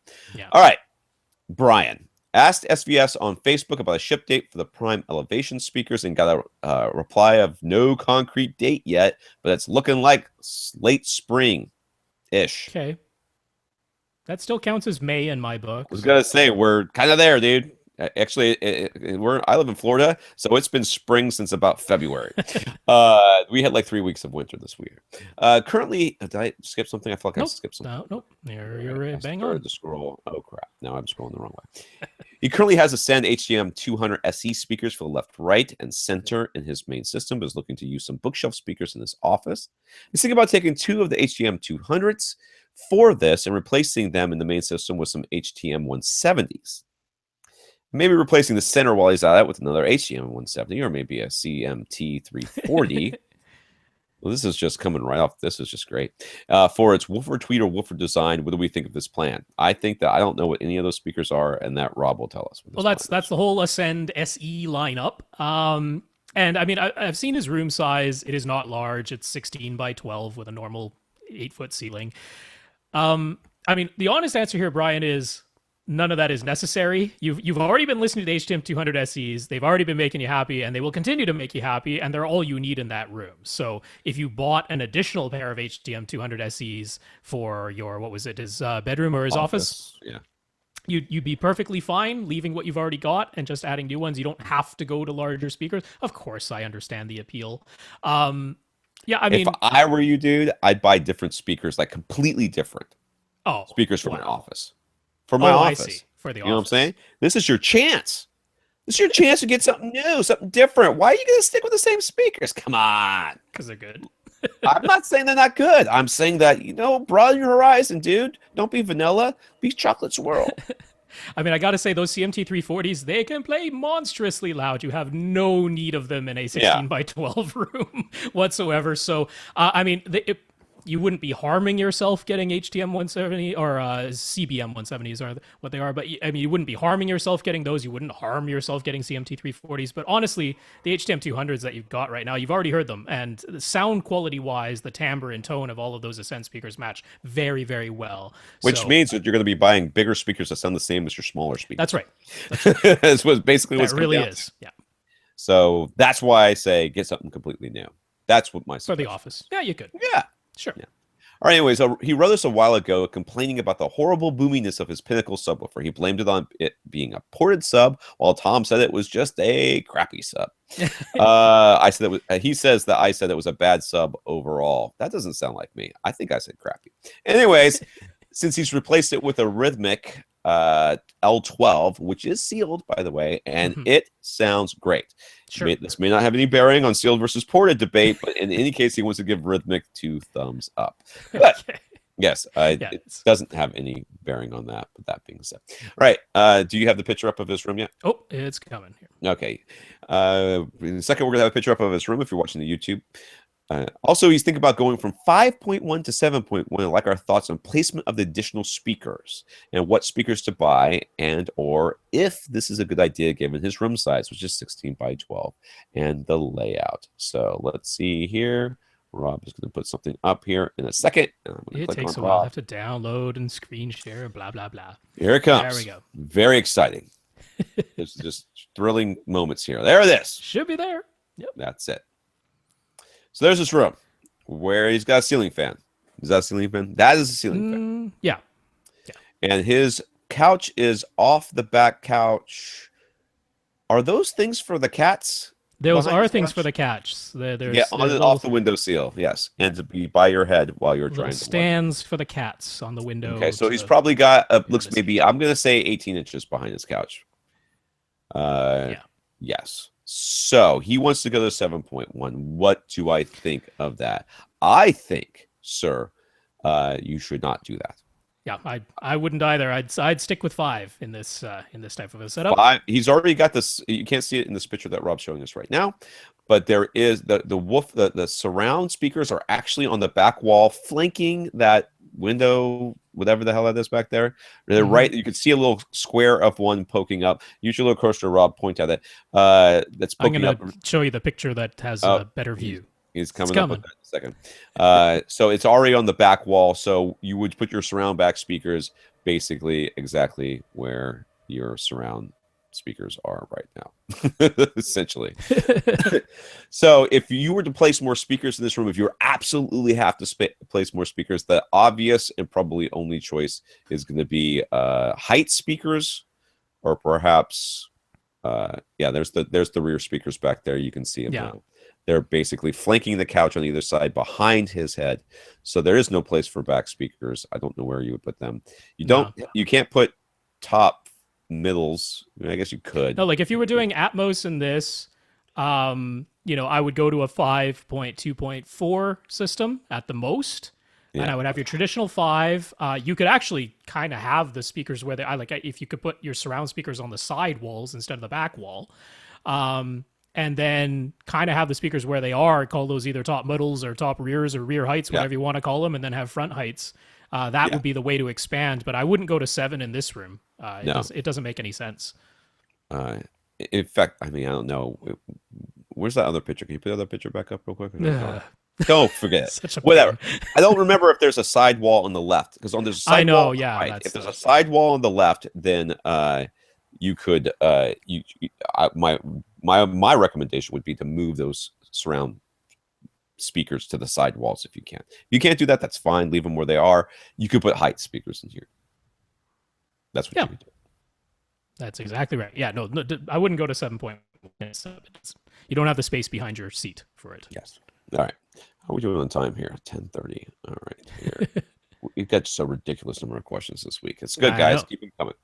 Tony is currently using one Martin Logan Dynamo subwoofer in his living room with his Martin Logan SLM XL on-wall speakers. He's looking to upgrade to a pair of subwoofers, but he wants to wait until the Golden Ear Super Sub X that was announced at CES is released. The Super Sub X uses its twin 8-inch drivers along with twin rectangular passive radiators, all in a 13-inch cube with the 1500-watt amplifier to produce more output and deeper extension than is normally expected from such a tiny enclosure. One would think with the 1500-watt amplifier, that's exactly what's going to happen. It also uses a ton of DSP and costs $12.50, so it ain't cheap, basically. Clearly, a small size is appealing to Tony. So, are there any alternatives out there that you could buy right now that would perform just as well as what was claimed at CES, or should he just stick to his plan and wait? Well, how do you feel about a 14.5-inch cube? Is that small enough? Because that's what the SB2000s are, and you could get a pair of them for the same price. 13-inch cube? I think it's like 13.2 or something like that. 13. No, the SB2000s are like 14.5-inch cubes. No, these I think are 13.2. Oh, these. Yeah, these are like... These are a little bit bigger than 13, so you're already kind of inching up towards 14. Yeah. I don't know. You could, whatever. I would get a pair of SB2000s. I mean, the thing is, there's nothing new about these Golden Ear Super Subs. They are very similar to the Definitive Technology Super Cubes because it's the same speaker designer. Yeah. It's Sandy Gross at both companies. It's the thing that he went for, which is a perfectly reasonable thing to do, which is people don't always want gigantic boxes. So if you're going to have a very tiny little box, the only way you can get deep, powerful bass out of it is to have a lot of drivers with a ton of amplifier power behind it. There's no magic going on. He's doing exactly what you should do to make a tiny little sub. That's right. And, produces basically a lot of the bass. passive radiators are in essence a type of port. Yeah. You know, It's a way to have a lower tuned port when you don't have the length for an actual port. That's right. That's what it is. So everything about the design is fine. It's just it's not magic. The people who are like, "Ooh, I've never heard such a small sub output, such bass." I'm like, then I guess you haven't heard of Supercube, because those have existed for over a decade and did exactly the same thing. So You can buy a Supercube if you really want to buy something like this. That's You can right. buy that. There's a 12-inch. What is the? There's the Ascend Acoustics. No, Ascend. Aperion Audio has their 12-inch driver. I think it's downward firing with yeah. two side firing passive radiators on it too. Yeah. Not a great. It's a fine sub. It's small. But I mean, you want to get a pair. That's $2,500 for two of these little things. Well, he's already You got could- a sub. He needs one. No, but he was going to replace that one with Oh, a he's new going to replace the pair. Dynamo? Yeah. Get the SVSs. Come Get on. Get four SP2000s. I promise you'll be fine. You could stack them. Yeah. If you really want a small footprint, get one of the cylinders. All right. That's right. Bill the Stumper has an easy question this time. Ha! So you say. He has a pair of Oppo PM2 headphones. Those are nice. And while he loves them, he feels like he'd be better served having a different pair for travel use, such as flying. I bet the Fair. people around you would feel the same way because they're open back. Yeah, they're open back. Yeah. He'd like something noise isolating at least, if not noise canceling, and smaller or more foldable than the PM2s. He's open to an in-ear or on-ear, would like to spend around $100, but he's willing to spend up to $150 if necessary. So here's where I have to say, Bose actually does make good noise canceling headphones. I don't personally think they sound that great, just in terms of music playback, but as far as their noise canceling goes, which is patented to the gills, which is why no one else can do it quite as well, because Bose has patented the heck out of their noise canceling technology, and it is good. I have to give them praise for that. So, but they're $300. Their over ears or their in ears are both three. That's the Quiet Comfort 20s or the Quiet Comfort 25s. They're both $300. So they're at least twice your maximum budget. They are very good at noise canceling, but I think we're looking for alternatives to those. But I wanted to put it out there because Bose deserves praise where they deserve it. Yeah, so I have heard a lot of different noise canceling headphones over the years, and frankly, they all sort of work. So Yeah. if that's what you're looking for is noise canceling, it always feels to me like my head stuffed up whenever noise canceling is going on. It really feels like, Because like it's constant sound pressure canceling out other sound pressure, but sound pressure doesn't reduce by adding more sound pressure. that's right. So it feels like whenever you like blow your nose when you're really stuffed up, and it kind of backfires. You get like a backfire, and your head's like, oh, that's what it feels like whenever I listen to noise canceling headphones. So, my opinion, and noise canceling headphones work really well on planes. There's no doubt about On that. planes, because it's that constant drone, and if that's what you're going for, if that's the kind of traveling you're talking about, then I would probably spring for the noise canceling. But frankly, noise canceling works just about as well on $300 headphones versus $100 or $50 headphones. I haven't noticed really any much difference. I can still hear my children through them. That means they don't work well enough as far as I'm concerned. But you're definitely paying for it. So if you're not going to be using it, then I would recommend getting something that is just noise isolating, which would be anything that is over ear or to Sealed. some extent on ear and sealed. Okay. And that could be, there's so many out there. It's ridiculous to or even good suggest fitting in-ear monitors also. They're very good at sound isolation. They are very good, but at the same time, they are not nearly as comfortable for me as that is the question. That is the question. So it's really going to be up to you to do a lot of testing and listening. if you're looking, for me, for long journeys, like anything that's over ear and is what I'm looking for. I'm not looking for on ear. On ear, 2 hours, I'm done. I gotta take those things off. They hurt.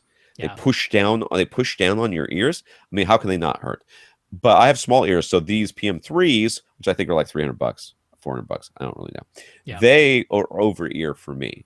They would be on ear for Rob's elephantine ears. So, but there's just tons of options out there.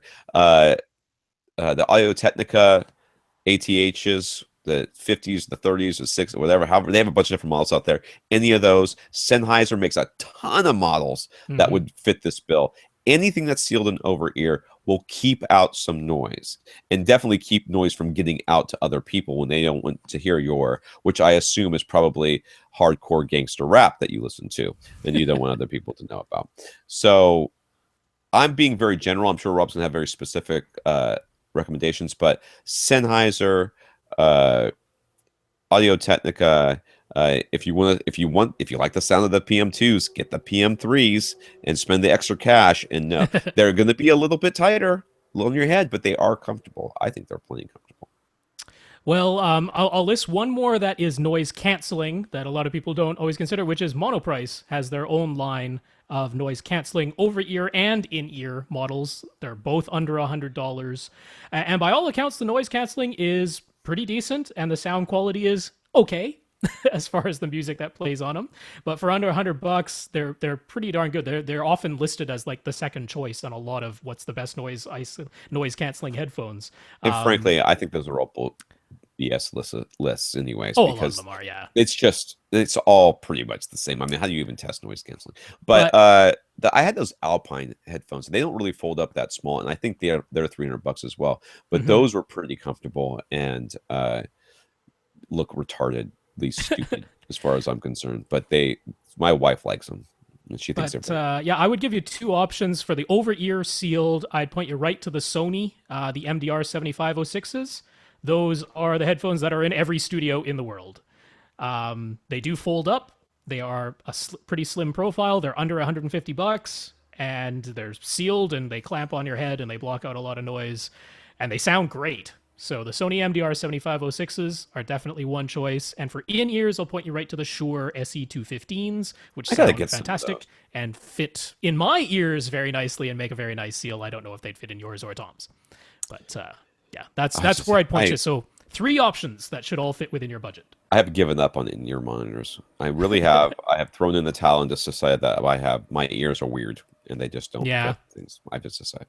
All right, Sean sent us 440 pictures. Yes. Most of which were of wires. Yeah.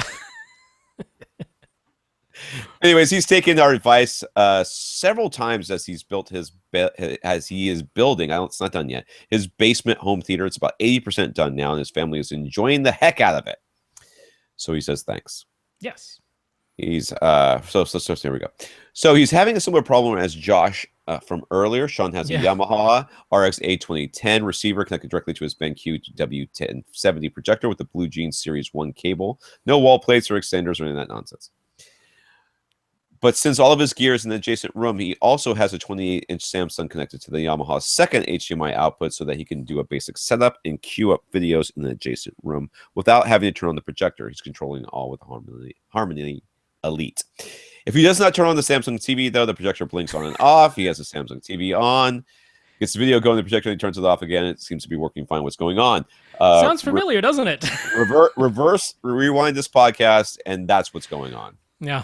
Handshakes. All right. So, but same thing. Do check the HDMI CEC, because he did not say that he checked the That's HDMI true. CEC. Yeah. And again, turn everything off in the Samsung and try, because the Yamaha has 2 HDMI outputs, but it can be set to HDMI zone 4 rather than mirrored. So give that a try, because not everyone tries the zone HDMI output thing. All right, he has an HDPC. It's a home theater PC for those of you that aren't down with the lingo. And when he connects it to the HDMI 3 input on his Yamaha, he gets no sound. If he moves it over to the HDMI 4, it works fine. Unfortunately, he's never tried plugging in any other source, HDMI 3. So maybe that plug is just jacked up. He doesn't know. He's wondering if there's any sort of specific setting that might have caused the audio to work on HDMI 4 and not work on HDMI 3. Well, it's no well-known fact that HGPCs do not like the number 3. They are superstitious in that way. It's a very baseball-like superstition. They don't do 3s. Don't know why. Of course, a facetious and sarcastic answer. There could be a reason for this, which is when you are selecting what source you want to listen to or watch. They're not listed by input number. They're listed by things like BD/DVD, CD, game 1, game 2, right? Those are the names on your remote, or those are the names that show up on your front display for what input you're watching. And each of those will have various inputs assigned to them, including HDMI 1 through 7 or whatever it is, plus the digital audio inputs, plus analog audio inputs. So if you go into the setup menu, you'll usually be able to go input by input, and there will be options that say what audio goes with this input name.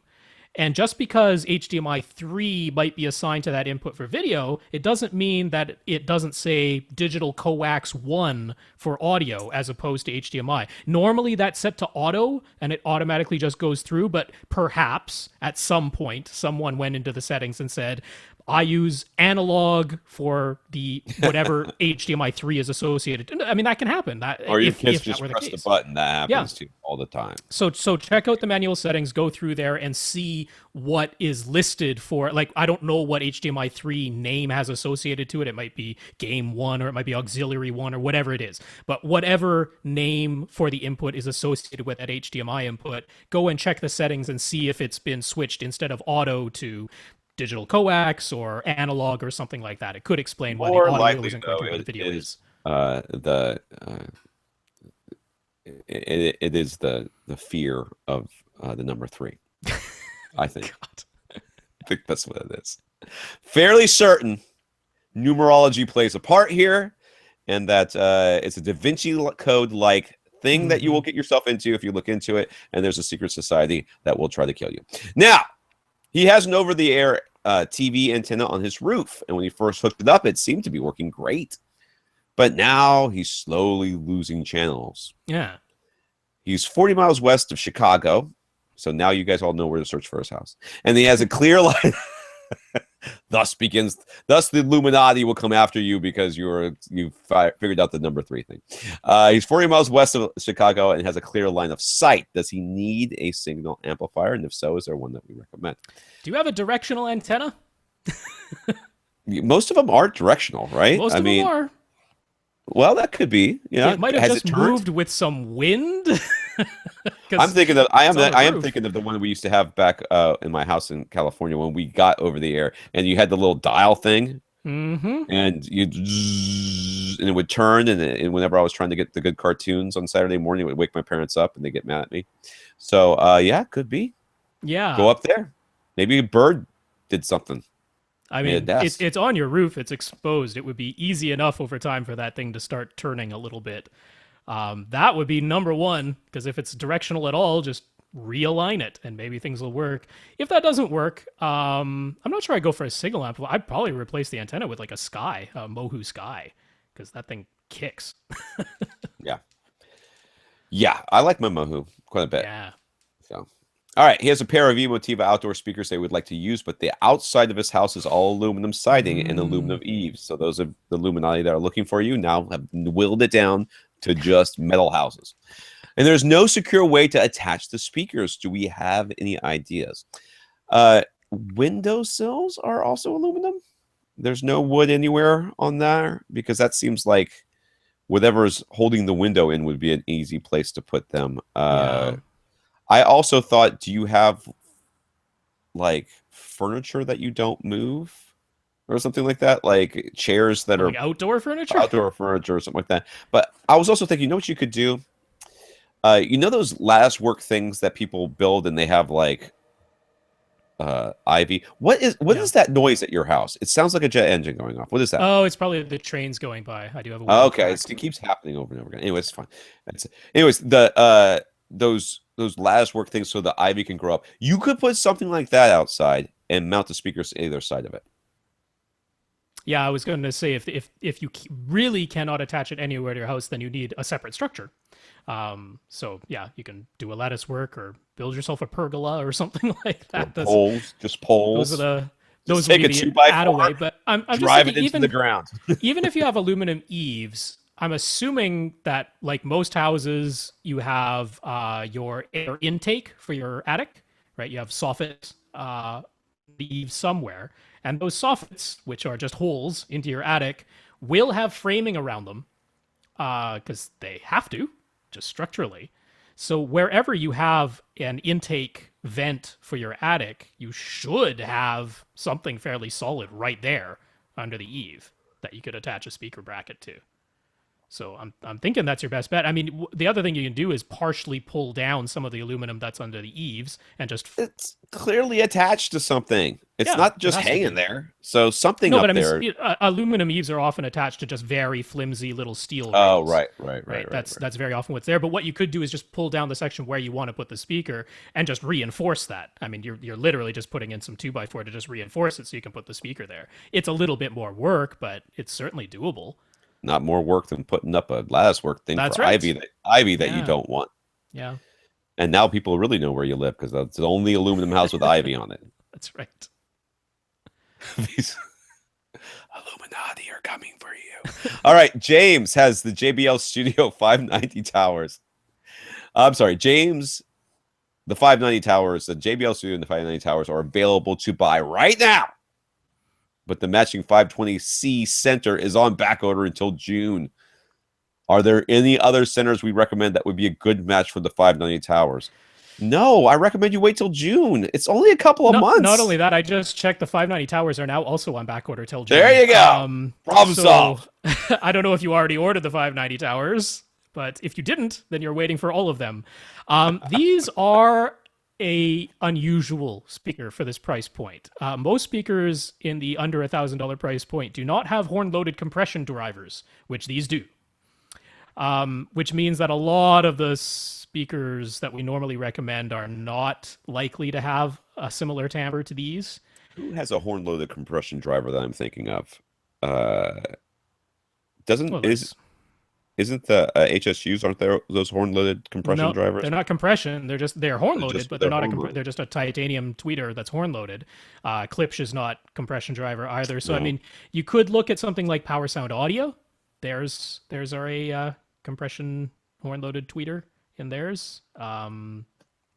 But honestly, since all of them are now a back order till June, Dude, if these seriously, are the speakers you really want, if you already ordered these, if these are the speakers you want, I'm not going to suggest you get anything other than the speakers that you want. and I'm you can sorry. live without a center. That's the thing. For 2 months, you It's run fine. a Phantom center. You will The Phantom survive. Center, you will survive. It'll be okay. You do not I know have that's to a have weird answer, but what we I mean, say. June is not like 3 years from now. You know, it's like it's pretty. It's pretty not like close. Emotiva told you it was coming in Yes, June. All that's right. right. This is JBL. They're Yeah, probably coming in June or July. The Emotiva, they just don't even tell you which June. It's a June. that's right. It might be a woman named June who will deliver them. All right, this question is ridiculously large, but we're going to try to get through it anyways. David and a couple other people, because we're going to Yeah. be coming. This is one of Combining. those ones that we combined. David, obviously, after running Odyssey, a receiver knows the relative volume to a display as 0 dB. But what about straight out of the box with no calibration? Is it just an estimate? It's probably just whatever they said it as. It's probably just 2.83 volts. Yeah. That's probably what it is. That's what it is. Yeah. So They're after just sending out 2.83 volts, which is the absolute standard. That's why all speaker sensitivity ratings are rated at 2.83 volts, so that it just sends that out and it goes, all right, let's see what you got, and then we'll adjust from there. just from there. After running Odyssey, is speaker efficiency taken into account when displaying volume? What about when using speakers with different efficiencies, say Klipsch and Magnepan in the same system? Those are not good examples, by the way, Klipsch and Magnepans. But yeah, so this is the problem. Efficiency is taken into account because when you puts out the 2.83 volts, Mm-hmm. that efficiency will dictate how loud it's going to get, and distance obviously from Yeah. the thing. So then it adjusts accordingly. why we often say if you have clips, don't get a not something like a Magnepan, which is not very efficient, and that's being very, very generous. Is because when it's going to try to bring the clip speakers, give it less juice, it's at the same time it's going to be trying to give more juice to this other speaker, and sometimes you just won't be able. It won't be able. There's no middle point where it has enough adjustment to get them both to the same volume. So that's why you want speakers with relatively close efficiencies. When that only really happens at the extreme, at that's the extreme really loud extreme. end. Yeah, that's really the only time. But yeah, I mean, what it's doing is it says, okay, I'm beginning by feeding this speaker 2.83 volts, and the impedance of the speaker dictates how much current is drawn by that speaker from the amplifier based on the 2.83 volt signal. And the microphone listens to that signal and it says, okay, this is much louder than it's supposed to be, so I'm going to keep dropping down the voltage until it reads the volume that it's supposed to, which when it's the test tone coming out is 75 decibels.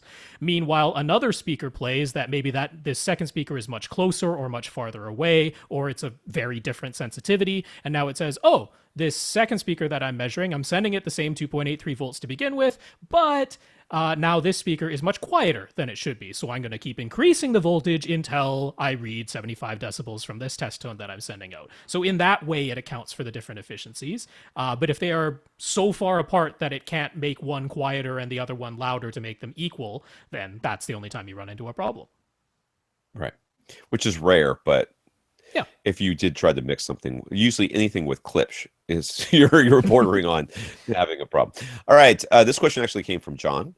If we set the volume dial to 0 dB and then we play the internal test tones from the receiver, those are supposed to read 75 dB on the SPL meter, correct? Yes. So if we then keep the volume dial at 0, but we now play actual content instead of test tones, does that content play at 85 dB or 75? Should be 85. Well, I mean, it depends plays... on it depends on whatever the content. Okay, yeah. This is what in my mind what he's asking. If we play the internal test tones, we get 75. But if we play test tones through some sort of disc, calibration disc, sure, to say, would it say 75 or 85? Well, it would depend on how they set up that disc. If the disc is set so that at reference volume it gives off 75 dB in theory, then that's what you're going to get out. And frankly, that's probably what they would have done. Yeah. What this actually all relates to is we want to get to what is dBFS, what is dB full spectrum. Right. And full reference volume in any of the individual speaker channels is 105 dB. So the internal test tone that is coming when you just play the test tones that are built into your AV receiver, that is a negative 30 dBFS signal. It is 30 decibels quieter than dB full spectrum. dB full spectrum is 105 dB, so that equals 75 dB.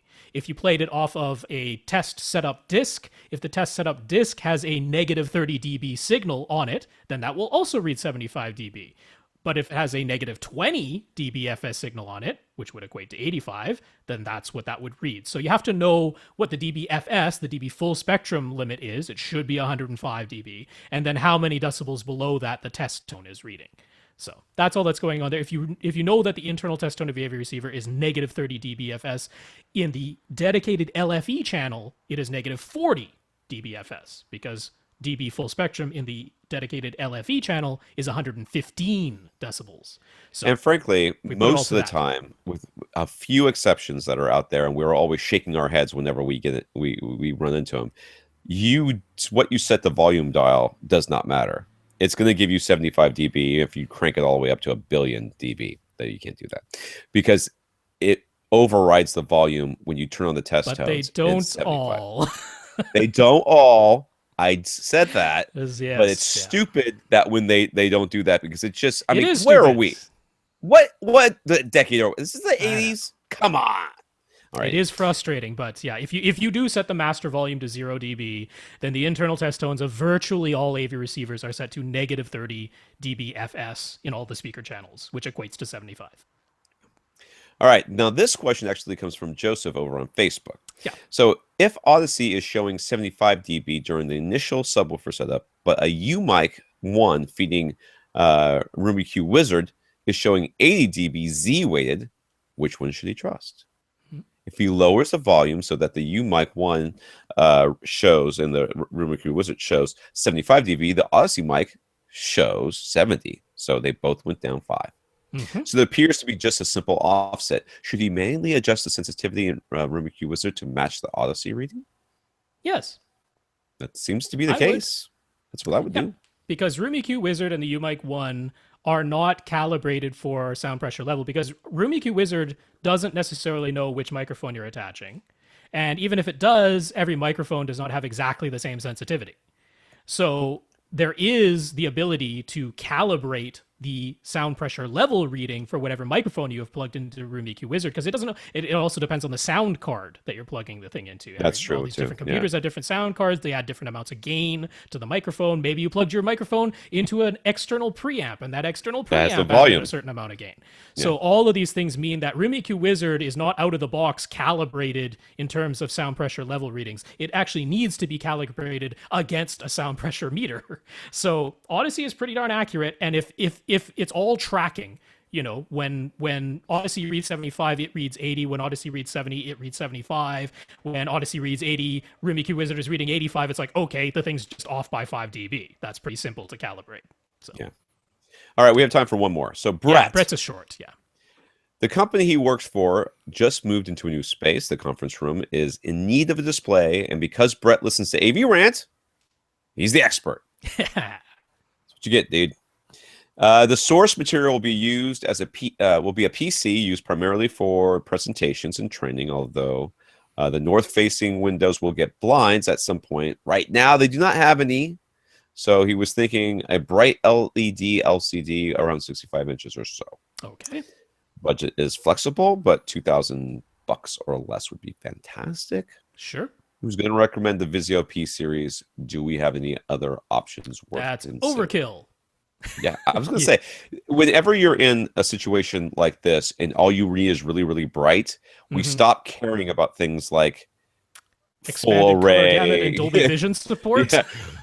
Full array local dimming. You guys are watching movies in here. What you want to do is be able to see things. That's it. A Vizio is still a great choice because Vizio is one of the very few brands that at least gives you a semi-matte screen. Right. It's not fully matte screen, but it is semi-matte at least, where everybody else is these super glossy mirror-like screens that I absolutely loathe. So Vizio is still a great choice. The P series is total overkill.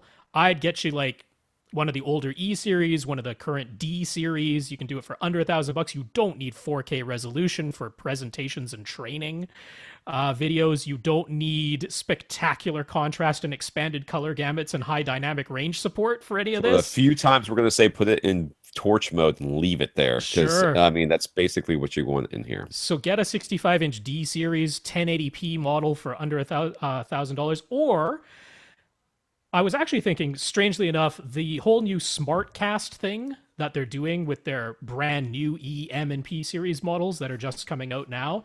SmartCast might actually be handy for presentations because I don't know if you're using anything that's compatible with Google Cast. But, you know, being able to just throw a Chrome browser directly up onto the TV with no other equipment besides whatever is doing the Chrome browser and then straight to the TV could actually be kind of handy. So if you want to do that, check out one of the brand new E series. They're just coming out now. Again, well, actually, the 65-inch in that one, they don't even have a 1080p model. You have to get 4K, but it's well under $2,000. There's no reason to get the P series here. Go down market, save your company some money. All right, that's going to be it for tonight. We have questions from Jonathan, which is just really us to comment on something. Anyways, I wanted to get to Tom K's. That's too bad. But Tom K, who's got something to say about something. I think he's got Emotiva stuff. Emotiva Serini, processors. Yeah. Brock, Jim. Holy moly. And Jim. Jim was it. That was it. So that's what we have left to discuss. I'm going to scroll this all the way back up to the top. Oh, for the love of God. Sorry, hold on. Trying not to click on things because when I click, then the computer moves and then it's a thing. All right.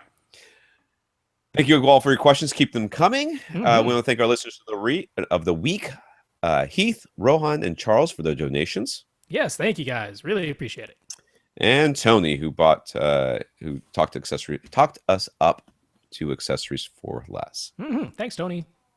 All right. Once again, if you want to get your question answered on this podcast, all you have to do is ask. You go to www.avrant.com and leave us a comment. You should email us at question@avrant.com. If you want to include our personal email addresses, that's rob@avrant and tom@avrant as well. Go to facebook.com/avrantpodcast. Go to Twitter at First Reflect for Rob for all your So You Think You Can Dance needs, and for at AVRant_Tom for me for all your I don't post anything to Twitter anymore needs. It's very true. It's very sad. I actually thought about when the new Daredevil came up, live tweeting it again like I did the last time, but then I didn't. Yeah. Yep. And Austin, our producer, is at Austin Pond. He has his own podcast. It is called We Watch Movies. It is actually about covering houses in aluminum siding. That's what I'm going with. Yep. Yeah, that's what I'm going with. He believes it is a way to protect himself from the Illuminati, but I know that is no longer the case. It's not the case. And it won't even prevent your Ethernet subwoofer cable runs from humming, unfortunately. That will not help either. No. It's coax cable. Electrician. How do you even call yourself an electrician? That guy's a jerk. We do not approve of that electrician, not AVRant approved. If you would like to donate to the podcast to support the podcast, if you can find some way to support like Tony did by talking us up, that's great. Just let us know that you've done it and however you did it. Or if you'd like to give us a donation, go to www.avrant.com and click on the buy us a cup of coffee link for our PayPal donation site. For AVRant, I'm Tom Andrew. And I'm Rob H. Now go out and listen to something. After party in a bit.